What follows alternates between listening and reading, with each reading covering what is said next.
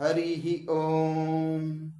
आज हम राजा नल और दमयंती की कथा सुनते हैं, क्योंकि यह कथा बहुत ही महत्वपूर्ण है और इसका महत्व इस प्रकार से समझा जा सकता है कि संपूर्ण कलयुग के प्रभावों को नष्ट करने की क्षमता इस कथा के अंतर्गत है। तो यह कथा महाभारत में किस प्रकरण के अंतर्गत आती है? तो यह कथा वैशंपायन जी जन्मेजय को सुना रहे हैं। वैशंपायन जी कह रहे हैं, महर्षि वृहदस्व को आते देखकर धर्मराज युधिष्ठिर ने आगे जाकर शास्त्र विधि के अनुसार उनकी पूजा की, आसन पर बिठाया। उनके विश्राम कर लेने पर युधिष्ठिर उनसे अपना वृत्तांत कहने लगे। अब क्यों कह रहे हैं? क्योंकि राजा युधिष्ठिर यह बात जानते हैं कि पूरे कौरवों के पूरे दल में भीमसेन की गदा का प्रहार सहन करने की क्षमता किसी भी कौरव में नहीं है। अर्जुन के बाणों की शक्ति के आगे टिकने की जो क्षमता है वह किसी भी कौरव में नहीं है। और उसके बाद भी ये वन वन भटक रहे हैं। अब ऐसी अवस्था होने पर जब ये महात्मा वृहदस्वर आते हैं तो उनसे ये कह रहे हैं, उनके विश्राम कर लेने पर महाराज युधिष्ठिर उनके पास जाकर बैठ गए और उनसे कहने लगे कि हे महाराज, कौरवों ने कपट बुद्धि से मुझे बुलाकर छल के साथ जुआ खेला। मतलब कपट बुद्धि से खेला, कपट किया उन्होंने। ऐसा मुझे अनजान को हराकर मेरा सर्वस्व छीन लिया। ये बात क्यों कह रहे हैं? क्योंकि इस समय भी बहुत सारे लोग ऐसे हैं जो कि कपट द्वारा, जुआ खिला करके, कपट के द्वारा जो सीधे साधे लोग रहते हैं उनका धन छीन लेते हैं। अब यहाँ पर युधिष्ठिर कह रहे हैं कि इतना ही नहीं, उन्होंने मेरी प्राण प्रिया द्रौपदी को घसीटकर भरी सभा में अपमानित किया।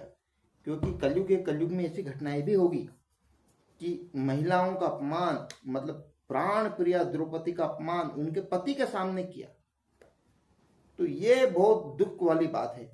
और तो उन्होंने कहा कि हमें अपमानित करके, जो मृग की छाल पहना करके एक मतलब बहुत ही निकृष्ट करते हुए घोर वन में भेज दिया। महर्षि, आप ही बताइए कि इस पृथ्वी पर मुझ सा भाग्यहीन राजा, जिसका भाग्य में बस दुख लिखा है, ऐसा कहीं पे सुना है या आपने कहीं पे ऐसा जाना है क्या? तो महर्षि कह रहे हैं,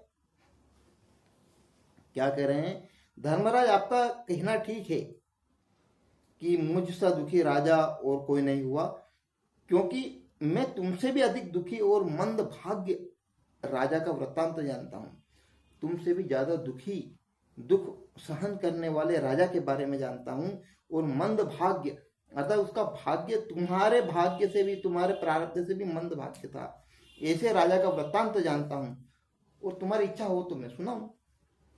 और धर्मराज युधिष्ठिर के तो बिल्कुल मजे आ गए। बोला, हाँ महाराज जी जल्दी सुनाओ। ऐसा धर्मराज युधिष्ठिर के आग्रह करने पर महर्षि वृहदस्वर ने कहना आरंभ किया, धर्मराज, निषद देश में वीरसेन के पुत्र नल नाम के राजा हो चुके हैं। कौन से देश में? तो निषद नाम के देश में। भारतवर्ष का ही एक भाग, एक राज्य हुआ जिसका नाम पूर्व काल में निषद देश था। वहां पर वीरसेन नाम के राजा हुए। वीरसेन के पुत्र नल हुए और बाद में राजा बने। वो नल नाम के एक राजा हो चुके हैं। वे बड़े ही गुणवान शब्द क्यों बोला है? क्योंकि युधिष्ठिर भी गुणवान है, परम सुंदर है।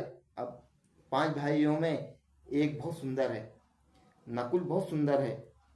तो वे कह रहे हैं कि राजा नल जो थे वो गुणवान तो युधिष्ठिर तुम्हारे समान थे ही, पर बहुत सुंदर, अर्थात नकुल के समान बहुत सुंदर भी थे। सत्यवादी, तुम्हारे जैसे सत्यवादी भी थे। वो जितेंद्रिय, अर्थात अर्जुन के समान अपनी इंद्रियों को जीतने वाले जितेंद्रिय भी थे। सबके प्रिय, सबका मन मोह लेने वाले, सबसे प्रिय थे, सबके ऐसे थे। फिर वेदज्ञ अर्थात वेद को जानने वाले थे, विद्वान थे, मूर्ख नहीं थे, वेदज्ञ थे। और ब्राह्मण भक्त थे, ब्रह्म को जानने वाले थे, भक्त भी थे। उनकी सेना बहुत बड़ी थी, मतलब सेना भी बड़ी थी। तुम्हारे पास तो सेना ही नहीं है, छोटी सेना है, पर कौरव पांडव दोनों की सेना से बड़ी सेना उनके पास थी। और वे स्वयं अस्त्र विद्या में बहुत निपुण थे। वे स्वयं भी अस्त्र शस्त्र विद्या के बहुत अच्छे जानकार थे। वीर योद्धा, उदार, मतलब वीर थे, कभी पीठ दिखाने वाले नहीं थे, वीर थे, योद्धा थे, उदार अर्थात दान देने वाले भी थे, उदार, और प्रबल पराक्रमी भी थे। उन्हें जुआ खेलने का भी कुछ कुछ शौक था। अतः जिस प्रकार तुम्हें युधिष्ठिर तुम्हें शौक है, इस प्रकार उनको भी थोड़ा थोड़ा शौक था। उन्हीं दिनों, उस समय की बात है, उन्हीं दिनों विदर्भ देश में एक और पास में एक और राज्य हुआ जिसका नाम था विदर्भ। विदर्भ देश में भीमक नाम के एक राजा राज्य करते थे। वे भी नल के समान ही सर्वगुण संपन्न और पराक्रमी थे। अर्थात राजा नल जैसे सर्वगुण संपन्न, पराक्रमी, सत्यवादी, ऐसे गुण उनके अंदर भी थे, पराक्रमी भी थे। उन्होंने दमन ऋषि को प्रसन्न करके उनके वरदान से 4 संतानें प्राप्त की थी, 3 पुत्र और 1 कन्या। पुत्रों के नाम थे दम, दांत और दमन। 3 पुत्र थे, दम, दांत और दमन। उनकी एक पुत्री भी थी, उसका नाम था दमयंती। दमयंती लक्ष्मी के समान रूपवती थी। अब क्योंकि द्रौपदी भी बहुत बहुत सुंदर है, बहुत रूपवती है, विशाल नेत्रों वाली है, तो यहाँ पर कह रहे हैं कि राजा नल की जो पत्नी थी दमयंती, वो दमयंती लक्ष्मी के समान रूपवती थी। उसके जो नेत्र थे विशाल थे, और देवताओं और यक्षों में भी वैसी सुंदरी कन्या कहीं देखने में नहीं आती थी। अर्थात यक्ष और देवता भी, देवताओं की स्त्रियां भी इतनी सुंदर नहीं थी, इतनी सुंदर उनकी पत्नी थी। उन दिनों कितने ही लोग विदर्भ से निषद देश में आते और राजा नल के सामने दमयंती के रूप और गुण का बखान करते थे। अर्थात बहुत सारे लोग आते थे और राजा नल को बताते थे कि दमयंती इतनी सुंदर है, कमल लोचना है, बड़ी आंखें हैं, बहुत सुंदर है, ऐसे उनके गुणों का बहुत बखान करते थे। वो हंसों से बातचीत करती है, ऐसा। अब निषद देश से विदर्भ में जाने वाले भी दमयंती के सामने राजा नल के रूप, गुण और पवित्र चरित्र का वर्णन करते थे। मतलब 2 देश है, एक देश है निषद देश, एक है विदर्भ देश। निषद देश में राजा नल राजा है, और विदर्भ देश की जो महाराज जो कन्या है वो है। तो जो विदर्भ निषद देश के थे, बहुत सारे निषद देश में आते थे, वो विदर्भ देश की कन्या का बखान करते थे, और विदर्भ देश के जो लोग आते थे वो राजा नल के सामने अलग अलग बखान करते थे, उनके रूप और गुण का वर्णन करते थे, ऐसा।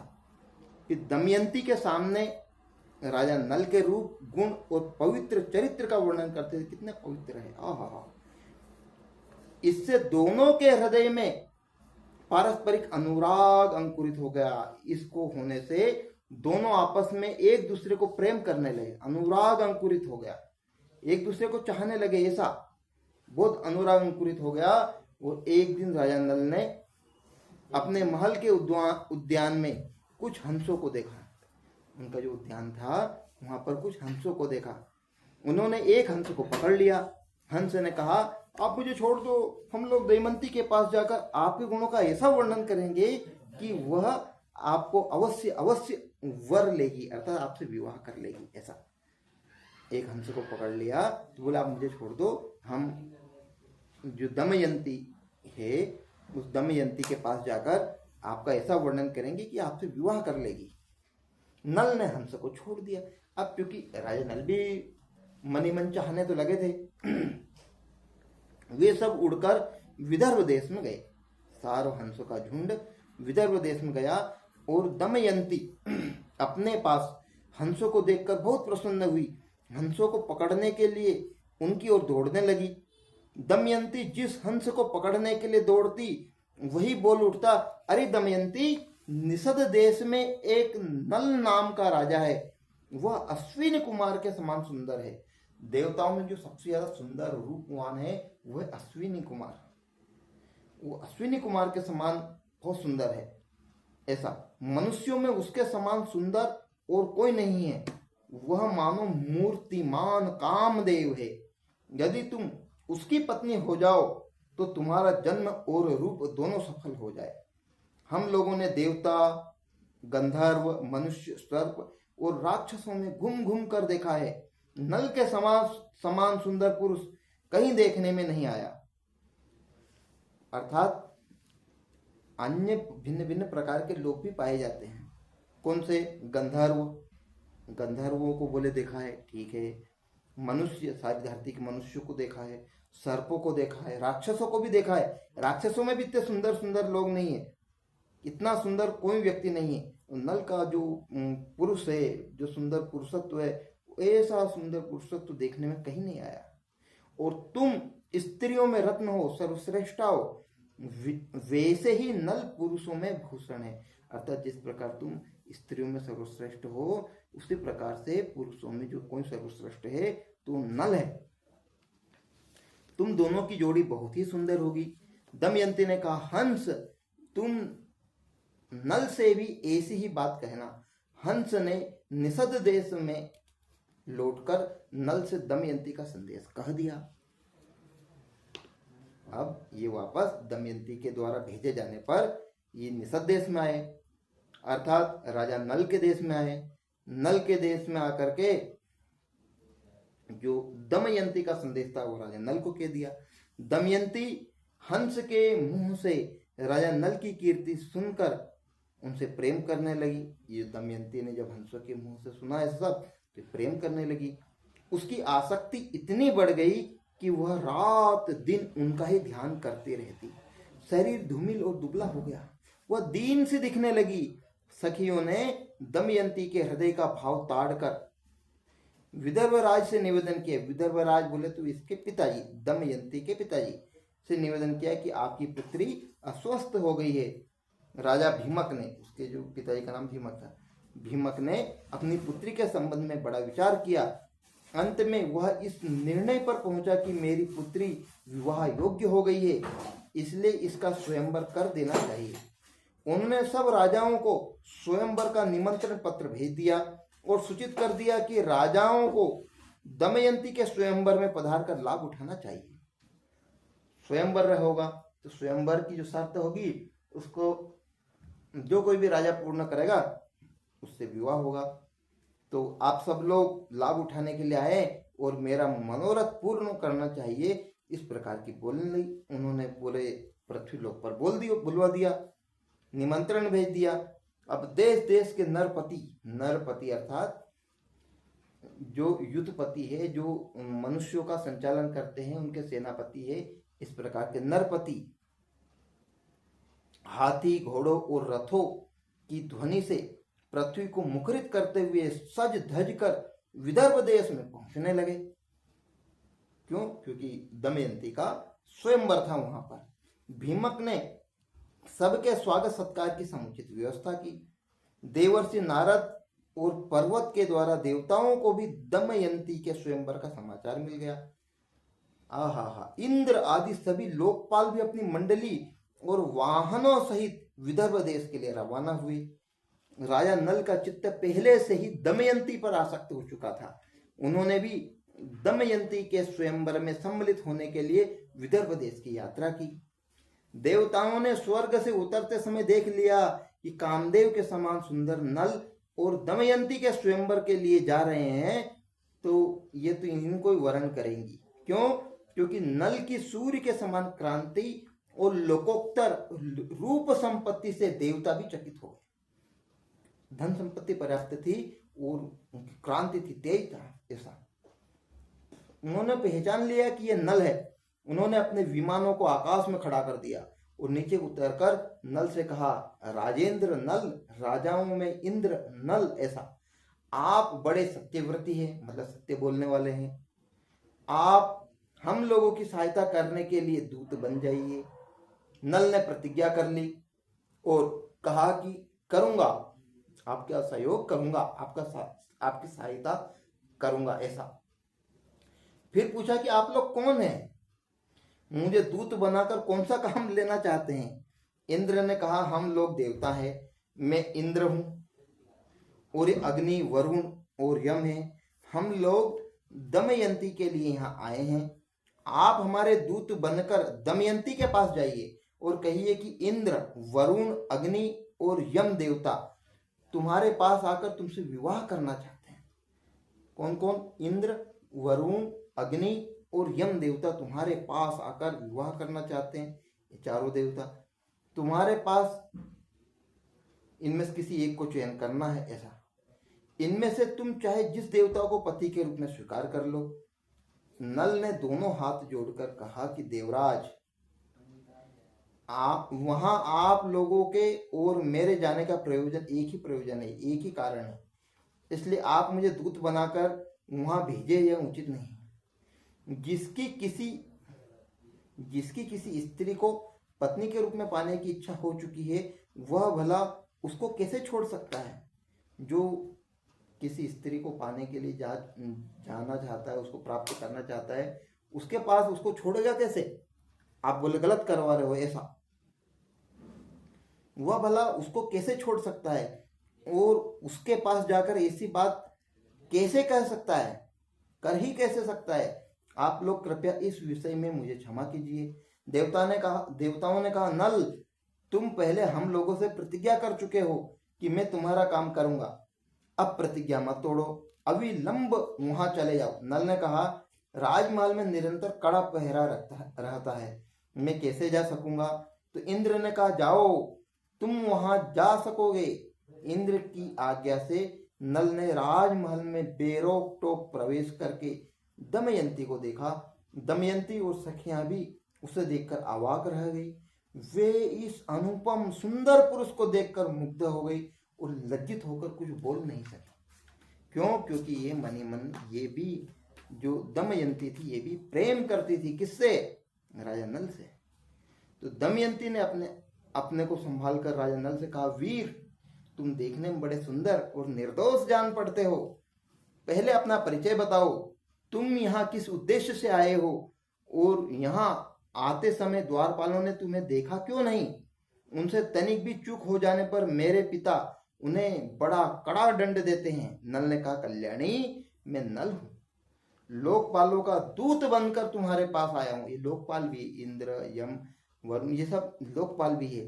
तो ये कह रहे हैं लोकपालों का दूत बनकर तुम्हारे पास आया हूं सुंदरी।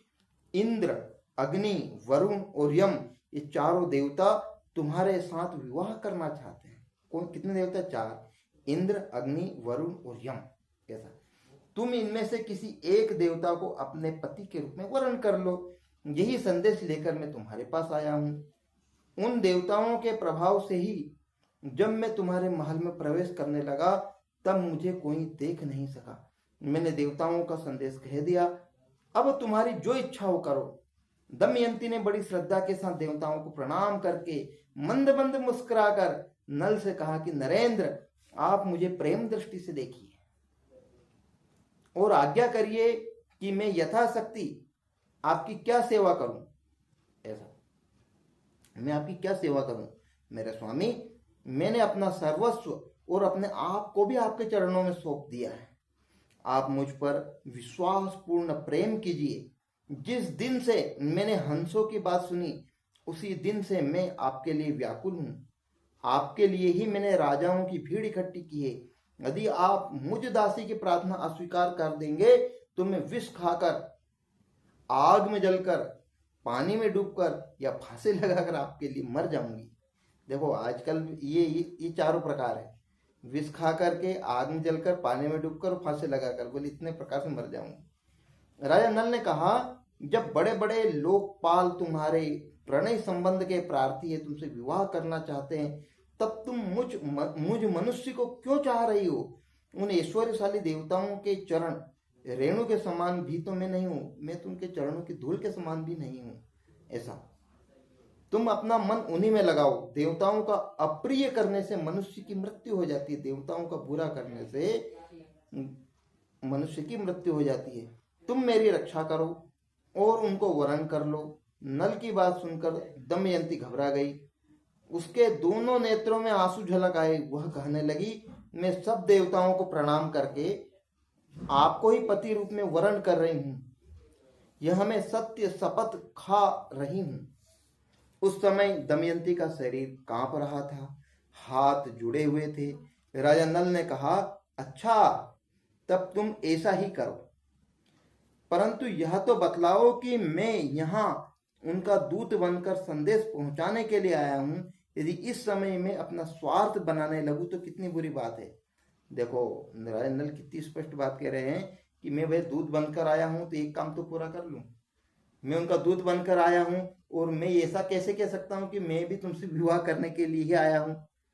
ये देखो, बोले मैं स्वार्थ तो है, बाकी मैं ऐसा कैसे कह सकता हूं कि मैं भी तुमसे स्वयंवर में भाग लेने के लिए आया हूं, मैं भी तुमसे विवाह करने के लिए आया हूं, ऐसा कैसे कह सकता हूं। ऐसा यदि ऐसा होता है तो धर्म के विरुद्ध न हो, तुम्हें भी ऐसा ही करना चाहिए। दमयंती ने गदगद कंठ से कहा, नरेश्वर, इसके लिए एक निर्दोष उपाय है, एक उपाय है। बोले, उसके अनुसार काम करने पर आपको कोई दोष नहीं लगेगा। वह उपाय यह है कि आप लोकपालों के साथ स्वयंवर मंडप में आवे। मैं उनके सामने ही आपको वरण कर लूंगी, तब आपको दोष नहीं लगेगा। बोले, उनके सामने ही स्वयंवर में जिसे माला पहनाऊंगी तो उनको बुरा भी नहीं लगेगा। तब राजा नल देवताओं के पास आए। देवताओं के पूछने पर उन्होंने कहा, मैं आप लोगों की आज्ञा से दमयंती के महल में गया।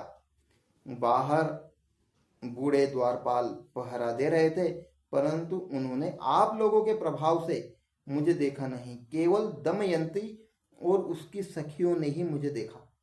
वे आश्चर्य में पड़ गई। मैंने दमयंती के सामने आप लोगों का वर्णन किया, परंतु वह तो आप लोगों को न चाहकर मुझे ही वरण करने पर तुली हुई है।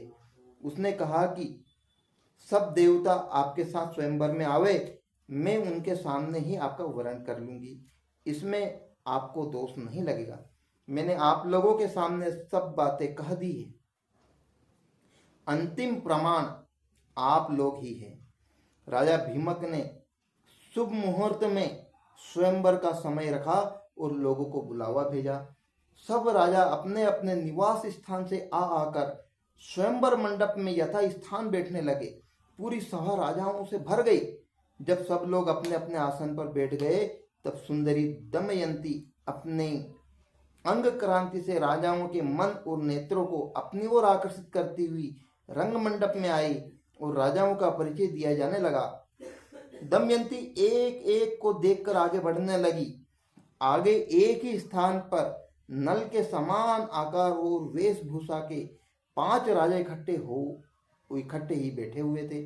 दमयंती को संदेह हो गया। वह राजा नल को नहीं पहचान सकी। वह जिसकी ओर देखती वही नल जान पड़ता था। 5 राजा नल हो गए। इसलिए विचार करने लगी, मैं देवताओं को कैसे पहचानूं और ये राजा नल है, यह कैसे जानूं। उसे बड़ा दुख हुआ। अंत में दमयंती ने यही निश्चय किया कि देवताओं की शरण में जाना ही उचित है। हाथ जोड़कर प्रणाम पूर्वक स्तुति करने लगी। देवताओं, हंसों के मुंह से नल का वर्णन सुनकर मैंने राजा नल को ही पति रूप में वरण कर लिया है।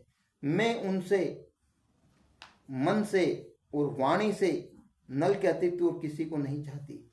देवताओं ने निषधेश्वर नल को ही मेरा पति बना दिया है, तथा मैंने नल की आराधना के लिए ही यह व्रत आरंभ किया है। मेरी इस सत्य शपथ के बल पर देवता लोग मुझे उन्हें ही दिखला दे। ऐश्वर्यशाली लोकपालों, आप लोग अपना रूप प्रकट कर दें, जिससे मैं पुण्य श्लोक नरपति नल को पहचान लूं। यहाँ पर एक शब्द आया है, पुण्य श्लोक, अर्थात जिनका स्मरण करने से पुण्य प्राप्त होता है। ये एक युग में एक ही होते हैं। इसके बारे में आगे हम चर्चा करेंगे, क्योंकि ये पुण्य श्लोक है। पुण्य श्लोक राजा नल। ऐसा देवताओं ने दमयंती का यह आर्त विलाप सुना। उनके दृढ़ निश्चय, सच्चे प्रेम और आत्मशुद्धि बुद्धि और भक्ति और नल परायणता को देखकर उन्होंने उसे ऐसी शक्ति दे दी जिससे वह देवता और मनुष्य का भेद समझ सके। दमयंती ने देखा कि देवताओं के शरीर पर पसीना नहीं है, पलकें गिरती नहीं है, जो माला पहनी हुई है वो कुमलाई नहीं है, शरीर पर मेल नहीं है, स्थिर है, हिलते हिल नहीं रहे, मतलब ऐसा, परंतु धरती को नहीं छू रहे हैं। इधर नल के शरीर की छाया पड़ रही थी, तो पहचान गई ये जिसकी छाया पड़ रही यही राजा नल है। माला कुंभला गई थी, अब गले में माला रहेगी तो कुंभला गई, वो मतलब सूखने लग गई ऐसा। शरीर पर कुछ धूल और पसीना भी थी, अब चलेगा फिर व्यक्ति तो धूल और पसीना भी आएगा। और पलके बराबर गिर रही थी, पलके झपक रही थी, धरती छूकर स्थिर थी, मतलब वो धरती पर ही खड़े थे ऐसा। दमयंती ने इन लक्षणों से देवताओं और पुण्य श्लोक नल को पहचान लिया। पुण्य श्लोक अर्थात पुण्य बढ़ाने वाले नल को पहचान लिया ऐसा। इस कथा को सुनने से पुण्य की भी वृद्धि होती है, क्योंकि नल की कहानी है, नल ये पुण्य श्लोक है ऐसा। फिर धर्म के अनुसार नल को वरण कर लिया। दमयंती ने कुछ सकुचाकर घूंघट काट लिया और नल के गले में वरमाला डाल दी। देवता और महर्षि साधु साधु कहने लगे। देवताओं में हाहाकार मच गया, राजाओं में भी हाहाकार मच गया। राजा नल ने आनंदारी तेक से दमयंती का अभिनंदन किया, बहुत आनंद के साथ, हर्ष उल्लास के साथ दमयंती का अभिनंदन किया। उन्होंने कहा, कल्याणी, तुमने देवताओं के सामने रहने पर भी उन्हें वरण न करके मुझे वरण किया है, इसलिए तुम मुझको प्रेम परायण पति समझना। मतलब जिस प्रकार से पतिव्रता होती है, इसी प्रकार से जो पुरुष लोग होते हैं उनके लिए यहाँ पर एक शब्द आया है, प्राचीन शब्द है प्रेम परायण। प्रेम परायण मतलब पत्नी को चाहने वाला पति समझना ऐसा। मैं तुम्हारी बात मानूंगा, जब तक मेरे शरीर में प्राण रहेंगे तब तक मैं तुमसे प्रेम करूंगा, यह मैं तुमसे शपथ पूर्वक सत्य कहता हूं। दोनों ने प्रेम से एक दूसरे का अभिनंदन करके इंद्र आदि देवताओं की शरण ग्रहण की। देवता भी बहुत प्रसन्न हुए। उन्होंने नल को 8 वर दिए। इंद्र ने कहा, नल, तुम्हें यज्ञ में मेरा दर्शन होगा। तुम जब भी यज्ञ करोगे तो यज्ञ में मेरा दर्शन होगा और उत्तम गति मिलेगी, मतलब तुम्हारी जो गति है वो उत्तम होगी। अग्नि ने कहा, जहां तुम मेरा स्मरण करोगे वहीं मैं प्रकट हो जाऊंगा, जहां इच्छा होगी वहां प्रकट कर सकते हो, और मेरे ही समान प्रकाशमय लोक तुम्हें प्राप्त होंगे, अर्थात उज्जवल लोक तुम्हें प्राप्त होंगे। यमराज ने कहा, तुम्हारी बनाई हुई रसोई बहुत मीठी होगी, बहुत स्वादिष्ट होगी ऐसा, और तुम अपने धर्म में दृढ़ रहोगे। इसके साथ ही वरुण देवता ने कहा, तुम जहां चाहोगे वहीं जल प्रकट हो जाएगा और तुम्हारी माला उत्तम गंध से परिपूर्ण रहेगी। इस प्रकार 2-2 वरदान दे करके जो चारों देवता थे वो अपने अपने लोक में चले गए। अब आमंत्रित राजा लोग भी विदा हो गए। अच्छा, कौन कौन से वरदान थे एक बार पुनः ध्यान कर लेते हैं, क्योंकि 2-2 वरदान दिए हैं। एक तो सबसे पहले जो वर दिया है वो अग्निदेव इंद्रदेव ने दिया है। क्या दिया है कि बोले यज्ञ में तुम मुझे देख पाओगे, पहला जो है यज्ञ में तुम्हें मेरा दर्शन होगा और उत्तम गति मिलेगी ऐसा। फिर दूसरा अग्निदेव ने कहा था, बोले तुम जहां स्मरण करोगे वहीं प्रकट हो जाऊंगा मैं, और तुम प्रकाशमय हो जाओगे, अर्थात दिव्य तेज में हो जाओगे ऐसा। फिर यमराज ने कहा था, तुम्हारे जो हाथ का बनाया हुआ भोजन बहुत मीठा होगा, स्वादिष्ट होगा, और तुम धर्म में दृढ़ बने रहोगे। तो वरुण देव ने कहा, जहां तुम मेरा स्मरण करोगे वहीं पर मैं प्रकट हो जाऊंगा, जल प्रकट हो जाएगा और तुम्हारी माला में से बहुत सुगंधित खुशबू आएगी ऐसा। इस प्रकार 2-2 वरदान देकर सब देवता लोग अपने अपने लोक में चले गए। अब निमंत्रित राजा लोग भी विदा हो गए। भीमक ने प्रसन्न होकर दमयंती का नल के साथ विधि पूर्वक विवाह कर दिया। राजा नल कुछ दिनों तक विदर्भ देश की राजधानी कुंडिनपुर, जो राजा भीमक की जो राजधानी थी, विदर्भ देश की राजधानी कुंडिनपुर में रहे। तदंतर भीमक की अनुमति प्राप्त करके वे अपनी पत्नी दमयंती के साथ अपनी राजधानी लौट आए। राजा नल अपनी राजधानी में धर्म के अनुसार प्रजा का पालन करने लगे। सचमुच उनके द्वारा राजा नाम सार्थक हो गया। उन्होंने अश्वमेध आदि बहुत से यज्ञ किए। समय आने पर दमयंती के गर्भ से इंद्रसेन नामक पुत्र और इंद्रसेना नामक कन्या का भी जन्म हुआ। एक पुत्र और एक पुत्री का जन्म हुआ। पुत्र का नाम था इंद्रसेन और पुत्री का नाम था इंद्रसेना। अब यहां से वापस अग्नि परीक्षा, क्योंकि प्रत्येक के जीवन में कभी ऊंचा तो कभी नीचा होता है। राजा नल और दमयंती का विवाह हो चुका है। उनके एक पुत्र और एक पुत्री भी है। अब यहाँ पर कलयुग का प्रादुर्भाव आ रहा है। कलयुग आ रहा है, उसका दुर्भाव और जो जुए की जो लत है, जो कभी कभी खेलने की इनकी आदत थी, वो उसका क्या प्रभाव पड़ता है और नगर से किस प्रकार भगाए जाते हैं। यहाँ पर कष्ट जो मिलेंगे अब वो यहाँ पर देखना, क्योंकि राजा युधिष्ठिर पूछ रहे हैं, बोले मेरे समान भी दुर्भाग्यशाली मंद भाग्य ऐसा कोई व्यक्ति है क्या? तो यहाँ पर उत्तर मिल रहा है उनको। यहाँ पर महर्षि बृहदस्व कह रहे हैं, युधिष्ठिर जिस समय दमयंती ने के स्वयंवर से लौटकर इंद्र आदि लोकपाल अपने अपने लोक में जा रहे थे, उस समय उनकी मार्ग में कलयुग और द्वापर से भेंट हो गई। इंद्र ने पूछा, क्यों कलयुग, कहाँ जा रहे हो? कलयुग ने कहा, मैं दमयंती के स्वयंवर में उससे विवाह करने के लिए जा रहा। कौन जा रहा? कलयुग। इंद्र ने हंसकर कहा, अजी वो स्वयंवर तो कभी का पूरा हो गया। दमयंती ने राजा नल को वरण कर लिया। हम लोग ताकते ही रह गए, हम लोग तो देखते रह गए।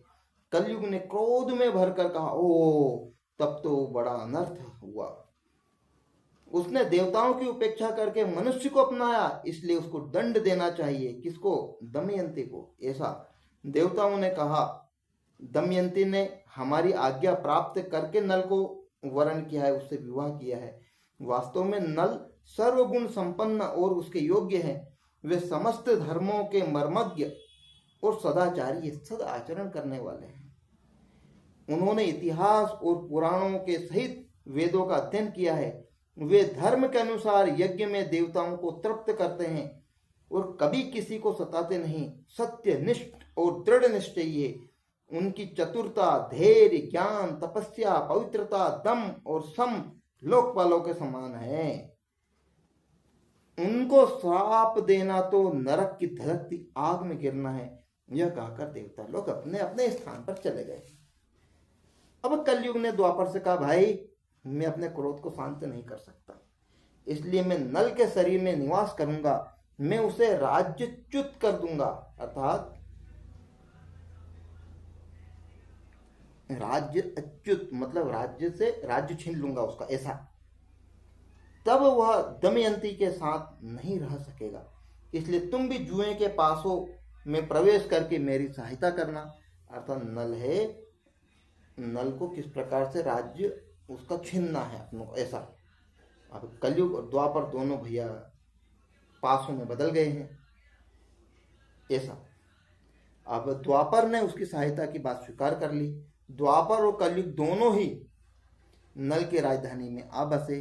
12 वर्षों तक वे इस बात की प्रतीक्षा में रहे कि नल में कोई दोष दिख जाए। 12 साल तक वो उसकी ताकते रहे, भैया कोई दोष दिख जाए, कोई कमी दिख जाए, क्या करना चाहिए, कैसी दिनचर्या होना चाहिए, सूर्य उदय के पहले नहीं उठे तो शरीर में घुस जाए, कुछ भी ऐसे कमी दिख जाए ऐसा। तो 12 साल तक उन्होंने पूरा डिटेक्शन करते रहे। बाकी 12 साल तक कुछ भी उनको कमी नहीं दिखी, ऐसा। 12 वर्ष तक वे इस बात की प्रतीक्षा में रहे कि नल में कोई दोष दिख जाए, कोई कमी दिख जाए, ऐसा। पर एक दिन राजा नल संध्या के समय लघु शंका से निवृत्त होकर पैर धोए बिना ही आचमन करके संध्या वंदन करके बैठ गए। भैया लघु शंका मतलब बाथरूम इत्यादि गए होंगे, तो वहां से निवृत्त होकर पैर धोए बिना, मतलब हाथ तो धोए थे, मुंह भी धोया था, बाकी पैर नहीं धोए थे, तो पैर धोए बिना ही आचमन करके, अतः मुख में हाथ से पानी लेते, उस क्रिया को बोलते आचमन। तो आचमन करके संध्या वंदन करने बैठ गए। यह अपवित्र अवस्था देखकर कलयुग उनके शरीर में प्रवेश कर गया। साथ ही दूसरा रूप धारण करके वह पुष्पक के पास गया और बोला, तुम पुष्पक, ये राजा नल के भाई हैं, तुम नल के साथ जुआ खेलो और मेरी सहायता से जुए में राजा नल को जीतकर निषद देश का राज्य प्राप्त कर लो। पुष्पक उसकी बात स्वीकार करके नल के पास गया और द्वापर भी पासों का रूप धारण करके उनके साथ हो लिया। जब पुष्पक ने राजा नल से बार बार जुआ खेलने का आग्रह किया, बार बार वो आग्रह करने लगा, बार बार निवेदन करने लगा, तब राजा नल दमयंती के सामने अपने भाई की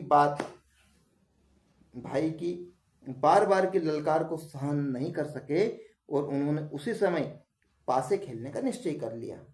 उस समय नल के शरीर में कलयुग घुसा हुआ था, इसलिए राजा नल दांव में सोना, चांदी, रथ, वाहन आदि जो कुछ लगाते वह हार जाते।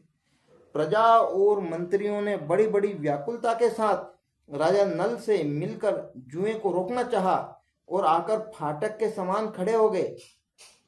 उनका अभिप्राय जानकर द्वारपाल रानी दमयंती के पास गया और बोला, आप महाराज से निवेदन कर दीजिए, आप धर्म और अर्थ के तत्वज्ञ हैं, आपकी सारी प्रजा आपका दुख सहाय न होने के कारण कार्यवश दरवाजे पर आकर खड़ी है। दमयंती स्वयं दुख के मारे दुर्बल और अचेत हुई जा रही थी। उसने आंखों में आंसू भरकर गदगद कंठ से महाराज के सामने निवेदन किया, स्वामी, नगर की राजभक्त प्रजा और मंत्रिमंडल के लोग आपसे मिलने आए हैं और ड्योढ़ी पर खड़े हैं, आप उनसे मिल लीजिए। परंतु नल कलयुग का आवेश होने के कारण, कलयुग का उनके शरीर में प्रवेश होने के कारण या कलयुग के प्रभाव के कारण कुछ भी नहीं बोले। मंत्रिमंडल और प्रजा के लोग शोकग्रस्त होकर लौट गए। ये जो जुए का काम है ये कलयुग ही करवाता है, श्रेष्ठ लोगों को मिटाने का कार्य यही करता है। ऐसा पुष्पक और नल में कई महीनों तक जुआ होता रहा। राजा नल बराबर हारते गए। राजा नल जुए में जो पासे फेंकते वे बराबर ही उनके प्रतिकूल पड़ते। सारा धन हाथ से निकल गया। जब दमयंती को इस बात का पता चला तब उन्होंने वृहतसेना नाम की धाई के द्वारा राजा नल के सारथी वाष्णेय को बुलवाया और उससे कहा, सारथी, तुम राजा के प्रेम पात्र हो। अब यह बात तुमसे छिपी नहीं है कि महाराज बड़े संकट में पड़ गए हैं, इसलिए तुम घोड़ों को रथ में जोड़ लो और मेरे दोनों बच्चों को रथ में बैठाकर कुंडिन नगर में ले जाओ। तुम रथ और घोड़ों को भी वहीं छोड़ देना। तुम्हारी इच्छा हो तो वहीं रहना, नहीं तो कहीं दूसरी जगह चले जाना। सारथी ने दमयंती के कथन अनुसार मंत्रियों से सलाह करके बच्चों को कुंडिनपुर में पहुंचा दिया। रथ और घोड़े भी वहीं छोड़ दिए। वहां से पैदल ही चलकर वह अयोध्या जा पहुंचा और वहां ऋतुपर्व राजा के पास सारथी का काम करने लगा। वाष्णेय सारथी के चले जाने पर पुष्पक ने पासों के खेल में राजा नल का राज्य और धन ले लिया। उसने नल को संबोधित करके हंसते हुए कहा, और जुआ खेलोगे? तुम्हारे पास दाव पर लगाने के लिए तो कुछ है ही नहीं। यदि तुम दमयंती को दाव पर लगाने योग्य समझो तो फिर खेल हो। नल का हृदय फटने लगा। वे पुष्कर से कुछ भी नहीं बोले। उन्होंने अपने शरीर से सब वस्त्र आभूषण उतार दिए और केवल एक वस्त्र पहने नगर से बाहर निकले। दमयंती ने भी केवल एक साड़ी पहनकर अपने पति का अनुगमन किया। नल के मित्र और संबंधियों को बड़ा शोक हुआ, बड़ा दुख हुआ। नल और दमयंती दोनों नगर के बाहर 3 रात तक रहे। पुष्कर ने नगर में ढिंडोरा पिटवा दिया कि जो मनुष्य नल के प्रति सहानुभूति प्रकट करेगा उसको फांसी की सजा दी जाएगी। भय के मारे नगर के लोग अपने राजा नल का सत्कार तक नहीं कर सके। राजा नल 3 दिन और रात तक अपने नगर के पास केवल पानी पीकर रहे। चौथे दिन उन्हें बड़ी भूख लगी। फिर दोनों फल मूल खाकर वहां से आगे बढ़े। एक दिन राजा नल ने देखा कि बहुत से पक्षी उनके पास ही बैठे हैं, उनके पंख सोने के समान दमक रहे हैं। नल ने सोचा कि इनकी पांख से कुछ धन मिलेगा। ऐसा सोचकर उन्हें पकड़ने के लिए नल ने उन पर अपना पहनने का वस्त्र डाल दिया। पक्षी उनका वस्त्र लेकर उड़ गए। अब नल नंगे होकर दीनता के साथ मुंह नीचा किए हुए खड़े हो गए। पक्षियों ने कहा, दुर्बुद्धे, तू नगर से एक वस्त्र पहन कर निकला था, उसे देखकर हमें बड़ा दुख हुआ था। ले, अब हम तेरे शरीर का वस्त्र लिए जा रहे हैं। हम पक्षी नहीं, चूहे के पासे हैं।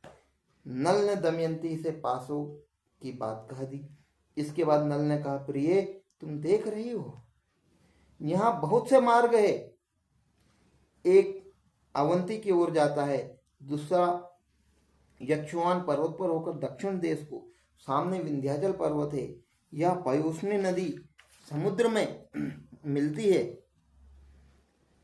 ये महर्षियों के आश्रम है। सामने का रास्ता विदर्भ देश को जाता है। यह कौशल देश का मार्ग है। इस प्रकार राजा नल दुख और शोक से भरकर बड़ी सावधानी के साथ दमयंती को भिन्न भिन्न मार्ग और आश्रम बतलाने लगे। दमयंती की आंखें आंसू से भर गई। वो गदगद स्वर से कहने लगी, स्वामी, आप क्या सोच रहे हैं? मेरा शरीर फट रहा है, कलेजे में कांटे गड़ रहे हैं। आपका राज्य गया, धन गया, शरीर पर वस्त्र नहीं रहा, थके मादे तथा भूखे प्यासे हैं। क्या मैं आपको इस निर्जन वन में छोड़कर अकेले कहीं जा सकती हूँ? मैं आपके साथ रहकर आपके दुख दूर करूंगी। ऐसा दुख के अवसरों पर पत्नी पुरुष के लिए औषधि है। वह धैर्य देकर पति के दुख को कम करती है। यह बात वैद्य भी स्वीकार करते हैं। नल ने कहा, प्रिय, तुम्हारा कहना ठीक है। पत्नी मित्र है, पत्नी औषधि है, परंतु मैं तुम्हारा त्याग करना नहीं चाहता। तुम ऐसा संदेह क्यों कर रही हो? दमयंती बोली, आप मुझे छोड़ना नहीं चाहते, परंतु विदर्भ देश का मार्ग क्यों बतला रहे हैं? मुझे निश्चय है कि आप मेरा त्याग नहीं कर सकते। फिर भी इस समय आपका मन उल्टा हो गया है, इसलिए ऐसी शंका करती हूँ। आपके मार्ग बताने से मेरा मन दुखता है। यदि आप मुझे मेरे पिता या किसी संबंधी के घर भेजना चाहते हो तो ठीक है, हम दोनों साथ साथ चले। मेरे पिता आपका सत्कार करेंगे, आप वहीं सुख से रहिएगा। नल ने कहा, प्रिय, तुम्हारे पिता राजा हैं और मैं भी कभी राजा था। इस समय मैं संकट में पड़कर उनके पास नहीं जाऊंगा। राजा नल दमयंती को समझाने लगी। तदंतर दोनों एक ही वस्त्र से शरीर ढक वन में इधर उधर घूमते रहे। मतलब पति पत्नी एक ही वस्त्र से को धारण करके वन में इधर उधर घूमते रहे। भूख प्यास से व्याकुल होकर दोनों एक धर्मशाला में आए और ठहर गए। अब क्या होगा? अब देखिए आगे। राजा युधिष्ठिर को इतना कष्ट नहीं भोगना पड़ रहा है। पति पत्नी को एक ही वस्त्र में नहीं घूमना पड़ रहा है, नग्न होकर के नहीं घूमना पड़ रहा है। स्थिति ऐसी है कि राजा युधिष्ठिर की स्थिति नल से तो बहुत अच्छी है। मतलब कष्ट है, राज्य चला गया, तुम्हारा भी चला गया, जुआ तुमने खेला, जुआ तुमने भी खेला, बाकी अब स्थिति बोले अलग है। बोले तुम नग्न अवस्था में तो नहीं घूमे, पर राजा नल नग्न अवस्था में घूमना पड़ा, ऐसी स्थिति हो गई। अब और आगे युधिष्ठिर, उस समय राजा नल के शरीर पर वस्त्र नहीं था, और तो क्या धरती पर बिछाने के लिए एक चटाई भी नहीं थी। शरीर धूल से लथपथ हो रहा था, भूख प्यास की पीड़ा अलग थी। राजा नल जमीन पर ही सो गए। दमयंती के जीवन में भी कभी ऐसी परिस्थिति नहीं आई थी। वह सुकुमारी भी वहीं सो गई। दमयंती के सो जाने पर राजा नल की नींद टूट गई। सच्ची बात तो यह थी कि वे दुख और शोक की अधीरता के कारण सुख की नींद सो भी नहीं सकते थे। आंख खुलने पर उनके सामने राज्य के छिन जाने, सगे संबंधियों के छूटने और पक्षियों के वस्त्र लेकर उड़ जाने के दृश्य एक एक करके आने लगे। वे सोचने लगे कि दमयंती मुझ पर बड़ा प्रेम करती है, प्रेम के कारण ही वह इतना दुख भी भोग रही है। यदि मैं इसे छोड़कर चला जाऊंगा तो वह अपने पिता के घर चली जाएगी। क्यों सोच रहे हैं? बोले भैया ये सारी गलती तो मेरी ही है। सुख की नींद नहीं सो पा रही है, नीचे जमीन पर सो रहे हैं और स्थिति बहुत बेकार है, मेरे कारण मेरी पत्नी भी कष्ट भोग रही है, बोले मैं चला जाता हूँ इसको छोड़ करके, ऐसा राजा नल के मन में आता है। तो ये अपने पिता के घर चली जाएगी, मेरे साथ तो इसे दुख ही दुख भोगना पड़ेगा, यदि मैं इसे छोड़कर चला जाऊं तो संभव है कि इसे कुछ सुख मिल जाए। अंत में राजा नल ने यही निश्चय किया कि दमयंती को छोड़कर चले जाने में ही भला है। अब दमयंती सच्ची पतिव्रता है, कोई भी इनके सतीत्व को भंग नहीं कर सकता। इस प्रकार त्यागने का निश्चय करके सतीत्व की ओर से निश्चिंत होकर राजा नल ने यह विचार किया कि मैं नंगा हूं और दमयंती के शरीर पर भी केवल एक ही वस्त्र है, फिर भी इसके वस्त्रों में से आधा वस्त्र लेना ही श्रेष्ठ करे। परंतु फाड़ू कैसे, शायद यह जग जाए। वे धर्मशाला में इधर उधर घूमने लगे, उनकी दृष्टि एक बिना म्यान की तलवार पर पड़ गई। राजा नल ने उसे उठा लिया और धीरे से दमयंती का आधा वस्त्र फाड़कर अपना शरीर ढक लिया। दमयंती नींद में थी, राजा नल उसे छोड़कर निकल पड़े। थोड़ी देर बाद जब उनका हृदय शांत हुआ तब वे धर्मशाला में लौट आए और दमयंती की ओर देखकर रोने लगे। वे सोचने लगे कि अब तक मेरी प्राण प्रिया अंतःपुर के पर्दे में रहती थी, इसे कोई छू भी नहीं सकता था। आज यह अनाथ के समान आधा वस्त्र पहने धूल में सो रही है। यह मेरे बिना दुखी होकर वन में कैसे फिरेगी। प्रिय, तू धर्मात्मा है, इसलिए आदित्य, वसु, रुद्र, अश्विन कुमार और पवन देवता तेरी रक्षा करे। उस समय राजा नल का हृदय दुख के मारे टुकड़े टुकड़े हुआ जा रहा था। वे झूले की तरह बार बार धर्मशाला से बाहर निकलते और फिर लौट आते। शरीर में कलयुग का प्रवेश होने के कारण बुद्धि नष्ट हो गई थी, इसलिए अंततः वे अपनी प्राण प्रिया पत्नी को वन में अकेली छोड़कर वहां से चले गए। जब दमयंती की नींद टूटी तब उसने देखा कि राजा नल वहां नहीं है। वह आशंका से भरकर पुकारने लगी, महाराज, स्वामी, मेरे सर्वस्व, आप कहाँ हैं? मैं अकेली डर रही हूँ, आप कहाँ हैं? बस अब अधिक हंसी न कीजिए मेरे कठोर स्वामी, मुझे क्यों डरा रहे हैं? शीघ्र दर्शन दीजिए, मैं आपको देख रही हूँ। लो, यह देख लिया, लताओं की आड़ में छिपकर चुप क्यों हो रहे हैं? मैं दुख में पड़कर इतना विलाप कर रही हूँ, आप मेरे पास आकर धैर्य भी नहीं देते। स्वामी, मुझे अपना या किसी का शोक नहीं है, मुझे केवल इतनी ही चिंता है कि आप इस घोर जंगल में अकेले कैसे रहेंगे। हाँ नाथ, निर्मम चित्त वाले आपकी, जिस पुरुष ने यह दशा की है वह आपसे भी अधिक दुर्दशा को प्राप्त होकर निरंतर दुखी जीवन बितावे।